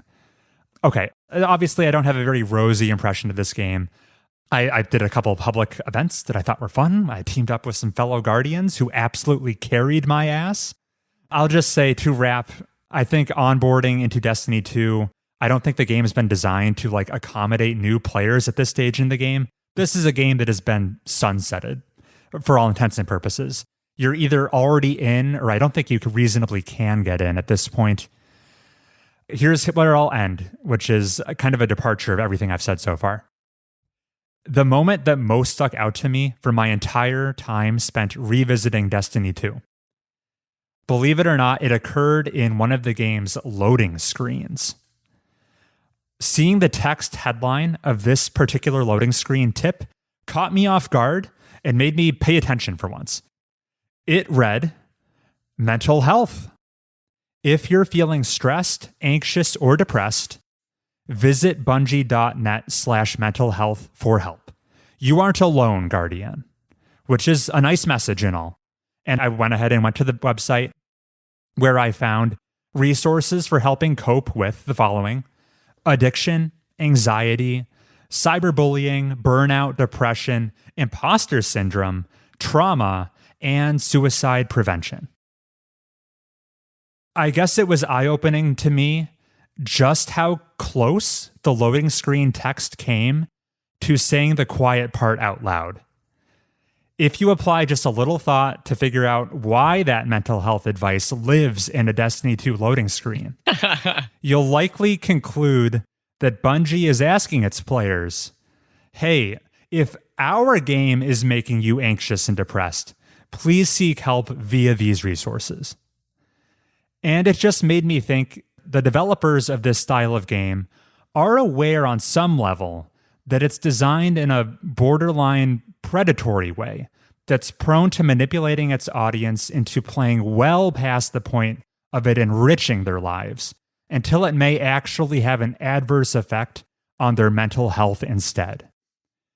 In that instant, it inspired in me a relief, gratitude, and honestly, a small sense of superiority in me just for my natural preference towards single-player, finite experiences making up my gaming diet. It feels like I'm dodging a bullet, like I haven't smoked a pack of cigs or something. And that was my Destiny 2 experience. It was kind of crazy. Wow. And now, as someone who has a much better informed opinion than me, tell me in all the ways I've too harshly judged the game, Thomas. No, believe me, I will not be the contrarian here to what you've brought to the table because, like I said before, Destiny 1 was really where I got the bulk of my playtime. Yeah, the first year of that game was not good. It only really hit the ground running when The Taken King came out in 2015. And that is where Luke Smith, who was the design lead on that DLC, like understood the assignment, knew how jaded the player base had already become. Maybe not jaded, but just frustrated they had already become, and knew that they had to kill it and knock it out of the park with this DLC if this live service game was going to have any legs at all, because that was still when it hadn't established itself. And Taken King was exactly what the collective audience ordered.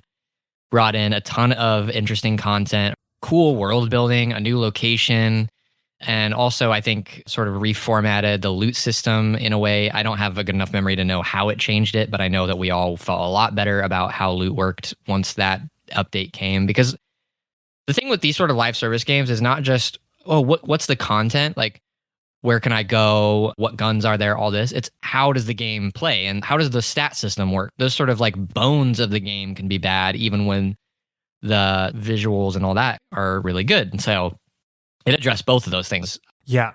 The minute-to-minute content was impressing me. It's just the structure left me quite confused. Yeah. And I will say, even in year one of Destiny 1, which I know we're not talking about Destiny 1, but just even then, the gunplay was great. They know how to make a shooter. It just felt so good to play. And that's actually, I think, obviously, if it didn't have that, it definitely didn't have the content. So at the very least, they had the gameplay. And so you felt good doing the same three things over and over again. But it was always, the relationship with Bungie and with Destiny as a game was always so tenuous. Even when I was playing it day in and day out for hours and hours, me and my play group were constantly like, we like this and we're going to keep playing, but man, y'all are on thin ice. Like Bungie was just always kind of doing something dumb or not delivering on content when they should have or whatever. And thankfully, like I got out before it turned into a really live service game, because I feel like in Destiny 2, especially after Forsaken, they then started getting into this like season structure where they would start having a lot more like little mini events and little like seasonal things that happened. And it would culminate in a raid and all of that. And I think some people like that approach, but I think what ended up happening is they ended up atomizing more of the content to stretch it out over that period of time rather than delivering it in more powerful and potent salvos, if you will. And so like with Taken King, it was all just there, right? All the content was there. You just had to discover it. But with season structure, they started to kind of breadcrumb that stuff a little bit more. And I think this probably goes for a lot of these MMOs and live service games. It's like, and what you were getting into is you're never really playing the same game if you play it at 1 year and then you play it like 2 years later and then you play it like 2 years after that.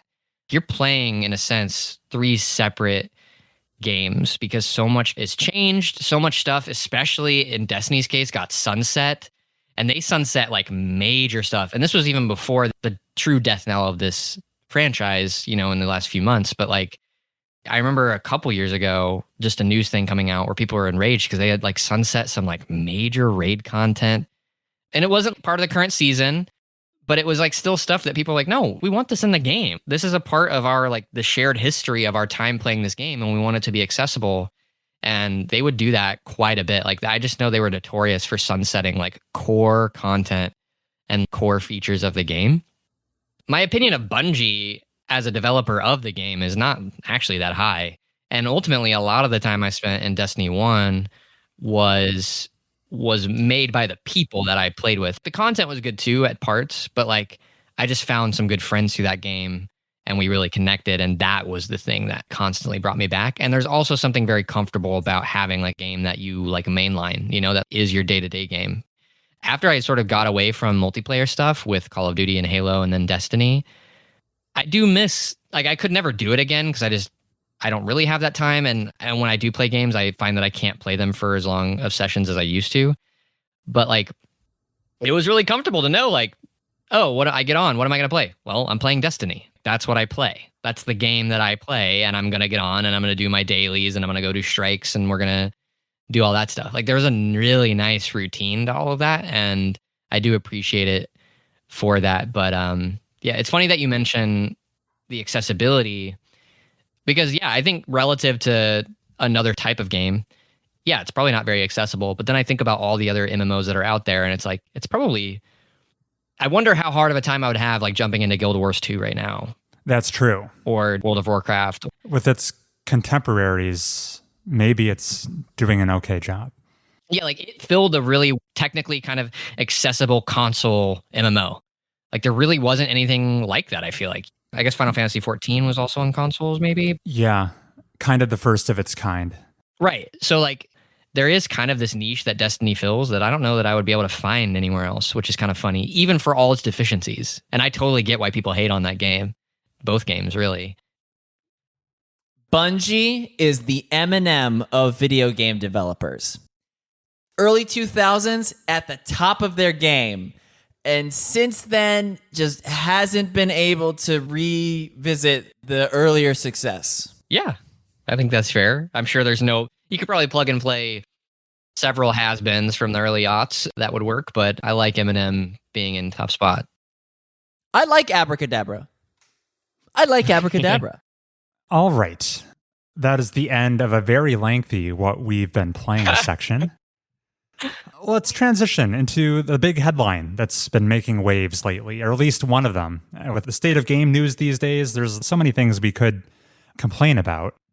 Hey, Sony announced that starting in January of 2028, physical discs on PlayStation consoles will become a thing of the past. Any new game released will not receive a physical print run. You will not be able to head on down to Walmart or Target or Best Buy and pick up a copy of GTA 7. That just won't happen on a PlayStation console. Instead, you will just beam GTA 7 to your brain or just go outside because that's the future we're headed toward.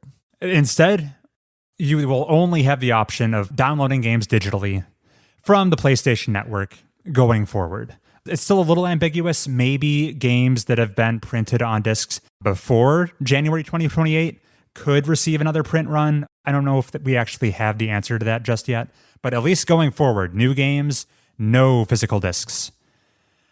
Sony is implementing this change for a variety of reasons. One, they make a lot more money on digital sales versus physical. They cut out all of the middlemen, manufacturing, shipping, retail. Don't have to split their cut with any of them. And they get a lot more control over the prices of their games. If they are the monopoly, the only arbiter deciding what price you can buy a game on the PlayStation Network, they can't be undercut ever again by Walmart saying, we're sitting on a bunch of extra copies of Saros. Let's lower the price. No, you must go through Sony. And that's going to lead to a lot less consumer choice. It's kind of the end of an era. Xbox will be following suit if they even have more hardware options coming out in the future. Yeah. Nintendo will be the last bastion of physical games, and even them, a lot of Nintendo games, at least third-party ones, are game key cards, which are a mixed bag. It's really the sign of times changing. I'm going to throw it over to you guys. How do you want to take this? What were your reactions when you saw this headline? It was a bit of a bombshell. The internet has not been pleased. My response. I'll let Thomas think about it. I mean, I called this back in 2022. So I feel, and everyone was like, that's never going to happen. Yeah, when you misread the headline that Sony was discontinuing like blank Blu-rays. Misread. I prefer breaking news, investigative journalism. Yeah, you were ahead of the times, Heath. You were too soon. I was before even Sony knew about it. Right. This just in at Broken Clock Monthly. And in fact, I think you might have given them the idea. You are to blame. They were like, hang on, guys. This podcast host knows what he's talking about. Chris, when was the last physical movie you've purchased? Movie? I may have never, actually. I think I bought my dad Avatar on Blu-ray for Father's Day. Just because it was the zeitgeist. Sure. Solid gift. Yeah, I guess maybe some context. How often do we all buy physical video games? Me, not very often. I do indulge for Switch games sometimes. I don't think I've purchased a physical game in a decade plus. I buy physical board games. Right, yes. That is the physical bastion. As a convert to Steam on PC, there's no physical option there. And this is probably why Sony feels justified trying to make this move. Maybe a little too early still, but the majority of game sales are digital at this point. The people have been contesting that the number is murkier than you might think because I think Sony was releasing something like, what was the ratio split?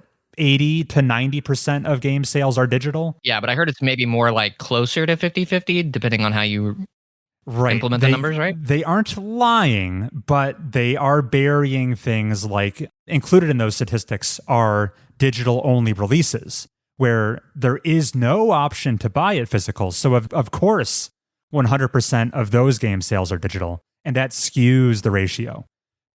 So like if you were to consider games that do have a physical release, maybe it's more comparable, the split, more at parity. Yeah, long time coming. I don't think anyone gets to be surprised about something like this happening, especially in the like ownership erosion that has been happening for a long time. We all could have predicted this, maybe just not the timing. Yeah, I guess. But I don't know. I mean, with every other cost going up, it makes sense, like from a business perspective, to probably do something like this. Maybe. A lot of these discs also are effectively key cards as well. There's so many discs that if you buy them and you play on release day, like the content isn't all on the disc. You need like some sort of first day patch or update or something like that that actually makes the game functional. There's also often DRM on these discs. Well, always DRM on these discs, but also other sorts of checks where you actually do sneakily need like some sort of internet connection occasionally. Otherwise, you'll get some sort of error reading or something like that. Like these companies want to be able to check up on you and the games that you're playing and how you're playing them and the ownership status of them. The monopoly side of it, I mean, I had sort of considered, but that's definitely the biggest issue here is like, yeah, now they can just charge what they want for their games. There's going to be no competition, at least for the ones that only release on their platform. Obviously, there would still be inter-console competition if it's like a wider release, right? You could buy an Xbox copy or a Steam copy. Right. That said, that's a little different because you'd still need to be in that ecosystem. So like if you just have a PlayStation, you're not really going, well, I could buy Resident Evil Requiem for $80 on my PlayStation, or I could buy an Xbox and then get a Requiem on my Xbox for $40 or whatever. Like no one's like, to some extent, their audience is captive. From a game preservation perspective as well, I was hearing some commentary on that, which is that the majority of these games, like we just said, don't even ever have a physical release in the first place. So from preservation side of things, like they've already been dealing with most games being digital only and trying to preserve them in that fashion. Yeah, I was going to cry a single tear for the dirt poor people that only have secondhand CRT playing physical copies. But it seems like that's such a small global minority that this policy that Sony's rolling out, it's going to have like sort of a truncating effect demographically. At least one person who would have played a physical copy of whatever game is not going to get the chance to. But the majority of folks that would have been playing those physical games are going to get access to the digital library, and it's going to explode their options. So it kind of like, it's like the poor get poorer, but not really, because it's going to like have a middling effect. Whose options are being exploded? The folks that otherwise would have gotten these physical copies trickled down to them. Is the argument being made because they've never bothered to look at the digital storefront before? I'm in Siberia. I only have the copy of King of Fighters 1 that arrived on train shipment that one time. And now in the future where there are no physical copies being printed, that Siberian person isn't going to be playing video games the way that we did growing up. But they low-key are, because they'll get online access anyway, just as a matter of like force, anecdotally. I mean, will they? Are those areas going to be developed so to have? I mean, I don't know. Like, ideally, if the disc does work without like a first day patch, which is not a lot of AAA games these days, but theoretically, like, you also don't have to have an internet connection.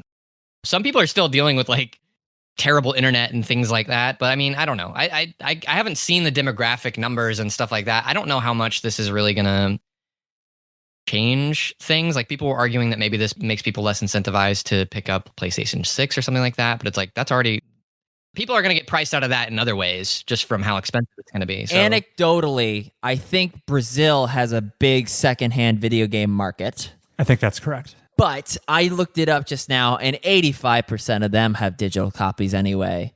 So I was trying to predict how this would affect people like the Brazil and the Pakistani fighting game arcade goers. And it really won't, because they're going to get digital copies some way, somehow. I heard someone comment that really the actual death knell for game ownership was many moons ago, when games trended towards not actually having the full game on the disc, needing some sort of day one patch or something, some sort of supplementary information that means it quite literally will not. So like, if 20 years down the line you got your Xbox One or whatever, and you're trying to put in a copy of I don't know, whatever the hell, and you put it in and they're no longer supporting it or something like that, and it just doesn't work. It's like things like that could happen, that already could happen with even just disc-based games. So like, them discontinuing the discs, really the thing for me is, that sort of competitive monopoly on pricing. Like, that's obviously the biggest thing. But once again, like, that can be driven down by cross-platform stuff a little bit, because you already see that. Like, I've noticed when stuff goes on sale on Steam, a lot of times it's also on sale on the PlayStation storefront.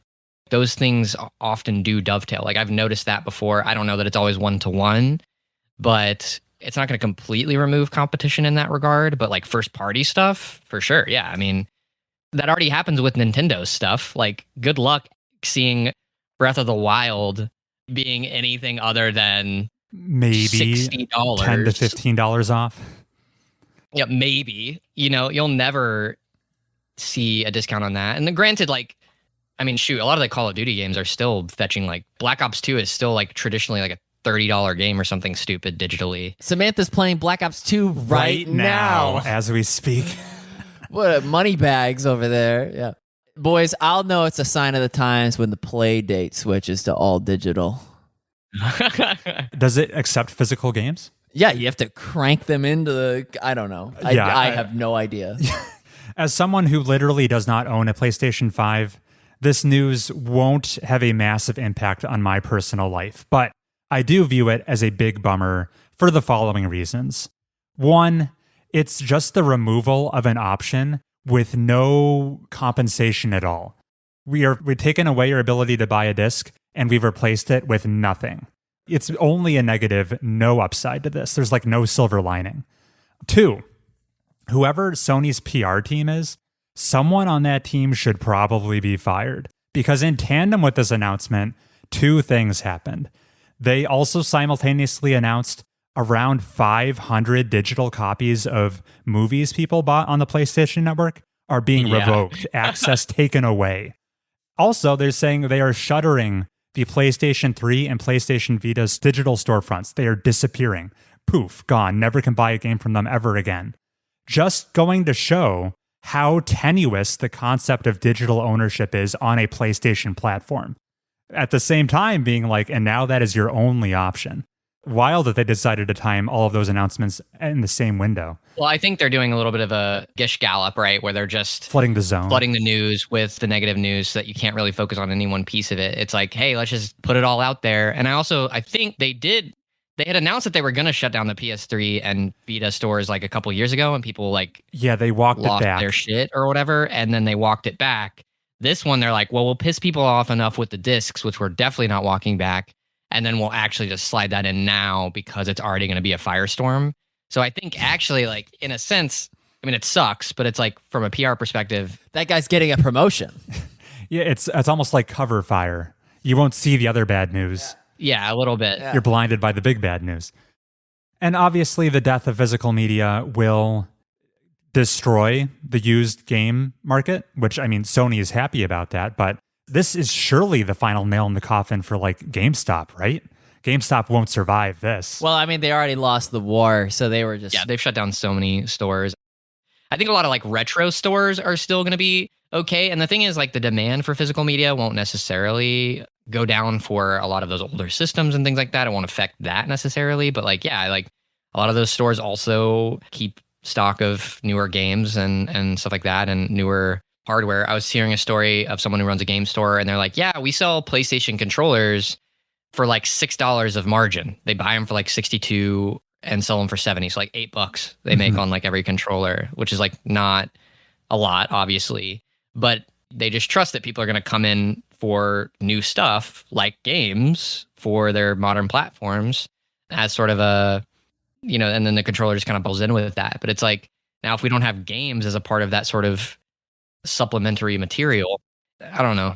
It's going to be interesting. But the thing is, like, the death knell was when things like DRM, like digital rights management and these sorts of things meant that we didn't own the stuff to begin with. And like, that's true of every game that I buy on Steam.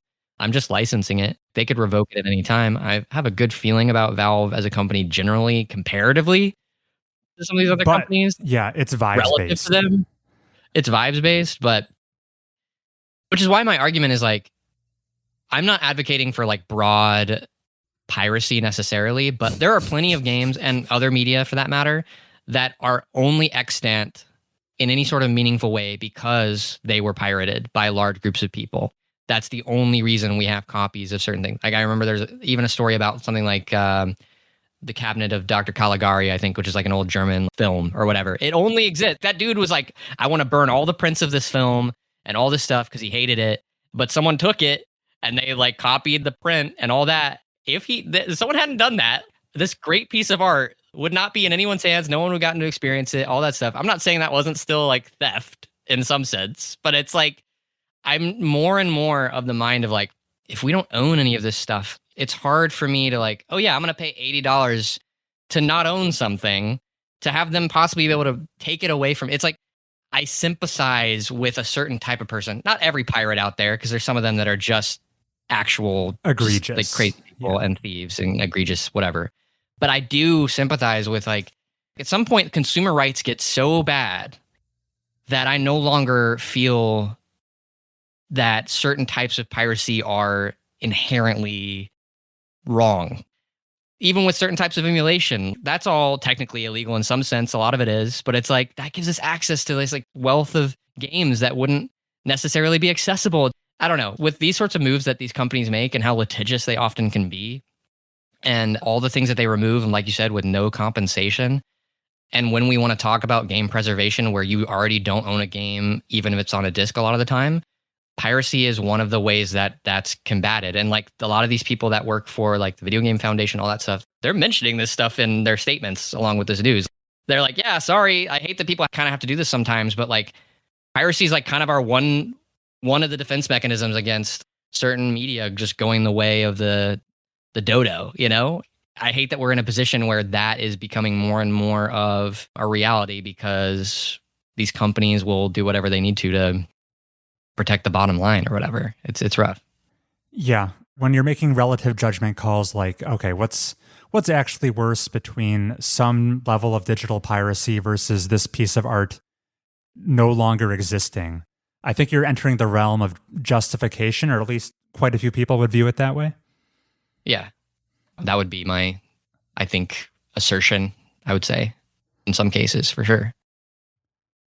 Yeah. I guess while this won't directly impact me and my habits, the worst part about it is it seems it'll have the largest sized impact on the most budget conscious gamers, eroding the used game market going forward, removing the ability to borrow a game, a new release from your library. You just can't do that if there is no physical version. It seems like the worst outcome for the people who least deserve it. And it's also coming at a time where look at the price of hardware. Gaming is about to become a hobby only for the upper classes.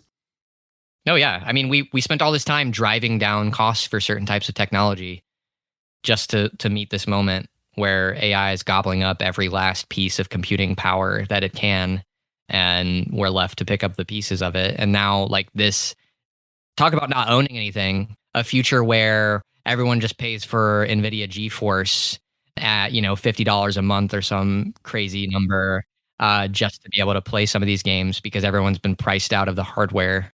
You can get pretty dystopian with it. I try not to get too whatever, because like, who knows, so much changes, but like, yeah, it's certainly not good for consumers in any way. Take the local computing out of your house and we will sell it to you via streaming type of thing.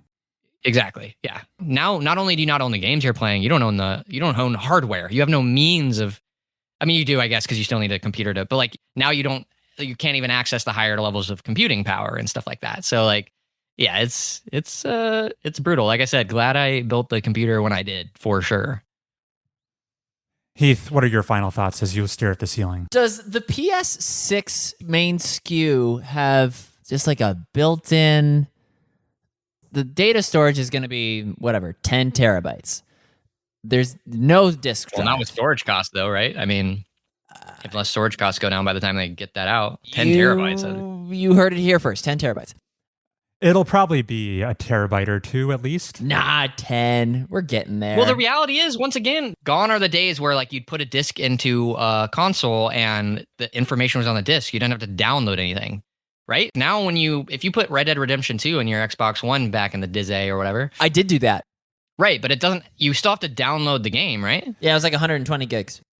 Yeah, exactly. So it's like, my point was going to be like, okay, now that this doesn't have a disk drive, the PS6 is going to have a lot more storage on hand, but it's like, doesn't matter. Even when we had disks, you still needed 2 terabytes minimum on some of these systems sometimes, depending on how much AAA gaming you were doing. These games are massive now. Hundreds and, I mean, I don't even want to know how big the GTA 6 file is going to be. Oh, yeah. That's going to be huge. Yeah. 150 gigabytes, I bet. Minimum. Something. Minimum, yeah. That's how big Destiny 2 was for me to install recently. Right. Which that one, I don't know what they're doing with that code. I don't know how that works, but that's crazy. Very good. I think we talked through that topic. Downer all around, but what can you do? Nothing really, except maybe print your own discs. Yeah. All right. As we reach the end of this long episode, Thomas, I've heard a long rumored hot take you wanted to dig into with us, and we're all ears. I was gonna have more of these, but I was like, no, this is the only one I feel actually passionate about because it lets my relative dislike for a board game called Modern Art to be aired to the masses. Not dislike. I still think it's a decent game. Look, I'll say that outright. I think I've played it with you one time. Yeah, we played at DomeCon or something? I think don't so. know. Yeah, DomeCon 2, I think, is when it was. Anyway, you all did your top 30 board games. That was episode 122. At an hour and 33 minutes and 20 seconds, Samantha said she likes that the evaluation in that game of the various art pieces is very clear. And that relative to other auction games, she doesn't like how obfuscated they are because she doesn't know how to value things and stuff like that. And I remember listening to this and being like, that is my single least favorite thing about modern art. Actually, no, not single least favorite thing about the game, but one of my least favorite things about it is often how clear the various valuations are. Like, granted, there are still times where it's a little bit muddy for sure, but you do kind of have like a banding valuation on a lot of the paintings a lot of the time, and you have the incentive structures tend to match up to where you're often teaming, in a sense, loosely with someone to get an artist, up the ranking or what have you. And I just remember the red hotness of the take has worn off since I first listened to that episode, but that was one that really stuck out to me and was further inflamed recently because I was watching a playthrough of The Estates, which is an auction game that very much does not have what I would call clear valuations of the pieces in there. The least clear. Yeah, maybe the most opaque auction game I've ever played. And one of the players, because they did a little round table at the end, was saying, yeah, with like Konnichiwa games, a lot of times, you kind of have certain lots of stuff, but there might be some points added on at the end or something. And so he was basically saying like the valuation's kind of fuzzy. He's like, but in this game, we probably could just sit here and kind of crunch this out, He said, crunch this out. And like gesturing towards display of the blocks in that game for those that are familiar. Oh, weird. And I had to pause the video. It was legit the most dumbfounded I've been with a take in a while, because it was like, I cannot think of a game that is less clear in a positive sense. And then it just reminded me, because he mentioned Knizia as well. It just reminded me of the modern art moment in y'all's episode, just being kind of confused on how, not only that was described that way, but then like, yeah, that's the positive. I like how clear that is in that game. And I was like, what? Here, you go, and then I go. Okay. I was just going to say, I was not pre-briefed on what this hot take was going to be. I thought for sure it was going to be some shit Heath said. And I guess it's just a little bit of a missed opportunity if we don't have Samantha here to defend herself. I know. I didn't think, well, originally I was like, in my mind, it was something that both Samantha and Heath had said. In fact, I had that in the notes, but then I go and listen back to it. And it was like, no, she was actually the only one that said that. And I don't think Heath really like concurred or anything or whatever. So I don't know. My opinion of modern art hit a turning point on Chris's 30th birthday when I played it without him for the first time. Folks who are struggling with modern art, play with people who have less experience than you. I ascribe so much weight to how Chris and Samantha bid their art pieces and assign value that it makes me second guess my own internal logic. The moment I played with Janice being the only formidable player, wow, I just crushed Sarah and Brian. The only one with half a brain. Oh my God. Dabbling down. It afforded me the flexibility to actually think ahead and wonder, like, there's not going to be enough yellow cards left. This is what this is supposed to be worth, and blah, blah, blah. The Estates is one of my most hated games for that true reason, but I think that modern art has ascended in my ranking due to its level of obfuscation being manageable so long as I don't have a killer at the table. Okay, now you go. Now I go? I don't know. Thomas, you just need to play with me, and then all will be revealed. I am the Goldilocks version between Samantha and Thomas, where the level of calculability of the values in modern art isn't the death knell of the game, but it also isn't a selling point. It's just kind of a feature, a neutral feature. And that's how I feel about it. What would you rate that game out of 10? I think I give it an 8 out of 10. Oh, okay, I rate it like a 6. So like I'm positive on it, like over the average, but it's not like a favorite game of mine anymore. And I would say that my main issue with that game is really just like, it's a game where if you remove the hidden trackable information of the who has what money, I think it completely breaks in a way that's like, yeah, I could see that. Which is fine. I get it. Like you can just say, well, that's why you designed it that way. But it's like, my point is, if someone's even moderately trying to track money and kind of know who has what money and knows who they should or shouldn't buy from, it really breaks a major part of the game in a way that if you play Tigris and Euphrates open, it doesn't break the game. It's still a great game because there's other compelling aspects to it. And I feel like with modern art, especially because it's still like, I don't know, like a 45-minute game probably on average or more, right? Like, wait, you mean playing Tigris and Euphrates without the Scrabble board? He means you can no, I mean playing Tigris and Euphrates without hiding your open hand. See everyone's score. Oh. No, because your hand is actually hidden. Your score is hidden trackable information, meaning at one time the score that you had was a public thing because everyone sees the points that you get throughout the game. So it's technically trackable by all players at the table. Okay. Yeah, when you open up your notebook. Is that, shut up. Yeah. My point is that the money in modern art, everyone starts with the same amount of money in modern art, and then when you pay someone, that's hidden trackable information because you know, oh, I gave them $80 or whatever. And so you start to realize if you knew who had like the cash lead in the game, barring that you could get enough delta on your thing, which is where it would become even more calculable, kind of, you just wouldn't buy their stuff a lot of the time because you don't want to give them money. I don't know. Once I realized that, it just, once again, I'm not saying it's a completely broken game, but it's like, oh, I don't know. It just doesn't have the intrigue to it anymore. But yeah, that's the one thing I came away with. The other random thing was that, and this isn't a hot take, but I just remember, and I mentioned this earlier, Heath, to rag on him a little bit, was him deciding that he would include games in your all's top 100 video games episode that he had never played, which ended up being the vast majority of the games that he ranked on that list, I think. A classic. Do you need to know the roster of the LA Rams to know that they're the GOAT because they now have Myles Garrett?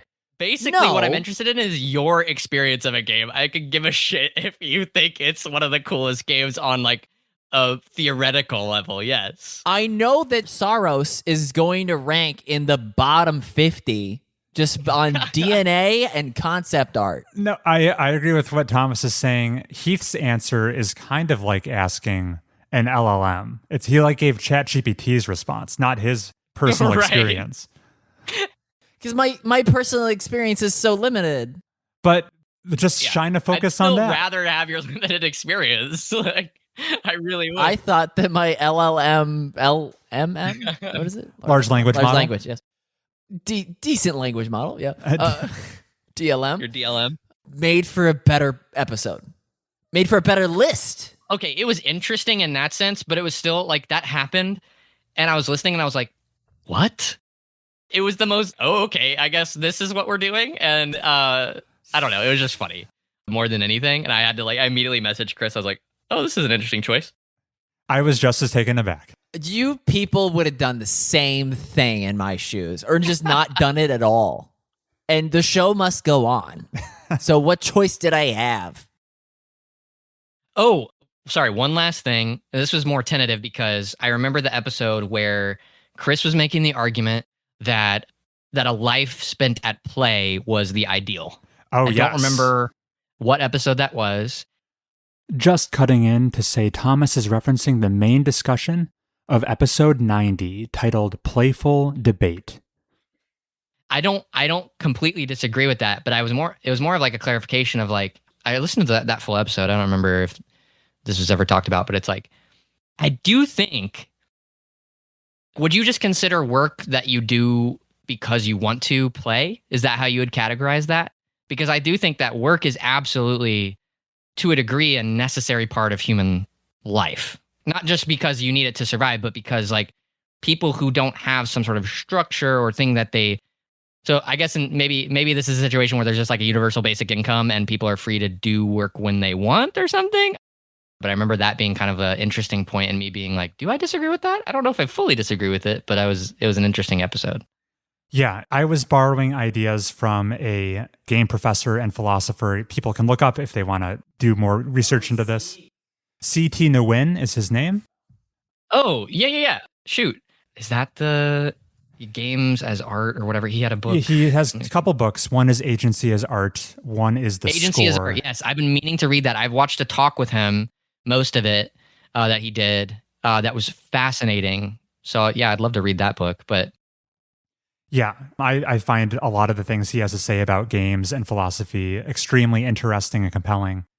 And yeah, to answer your question, kind of definitionally, if you want to do something, aka you're intrinsically motivated to do it, you have no outside incentive on you, definitionally that would be play. Right. Okay. So if that's the case, then I guess I'm there with that for the most part. Although I do find sometimes there is a certain boon to doing things you sometimes don't want to do, and you get something out of that secondarily. That's kind of interesting, but maybe it'd still be better if at all points you were doing what you wanted to do, I suppose. There's the whole thing of like, we don't have perfect information. So on the face of it, I wasn't looking forward to doing this activity, but in hindsight, it proved to be such a valuable experience. I can see where you're coming from there. Yeah. But anyway, that was more of a throwaway because that was more just like, oh, that was interesting. I would have been curious to like be there for that conversation because I don't know what my immediate response would have been. And well, maybe someday we can rehash it with you. Yeah. But not today, because now we are winding down this episode. Yes, this has been a lengthy marathon, but I hope everyone has enjoyed it. Heath, if you want to get in contact with us on Mobius Tubes, how can you do that? You simply write in to mobiustubespodcast@gmail.com and you tell everybody how you let your kid even just look at Super Hexagon and their grades just plummeted. Or got better. Their geometry grades went up, but all the others... Yeah, if you have a question you want us to address on the show, please send us an email, mobiustubespodcast@gmail.com. And a new way to interact with us, please consider joining our Discord server. You can find the invite link in the show notes. We've got a smart, chatty group of people in there that you can talk with. It's a good place to be. Strong ringing endorsement from Thomas. I'll give you a fun nickname if you join the Discord. If you join Team Heath. And that'll do it. Thank you so much for joining us on this special episode, Thomas. It was a great time. Indeed. All right. And that'll do it. See you all next time.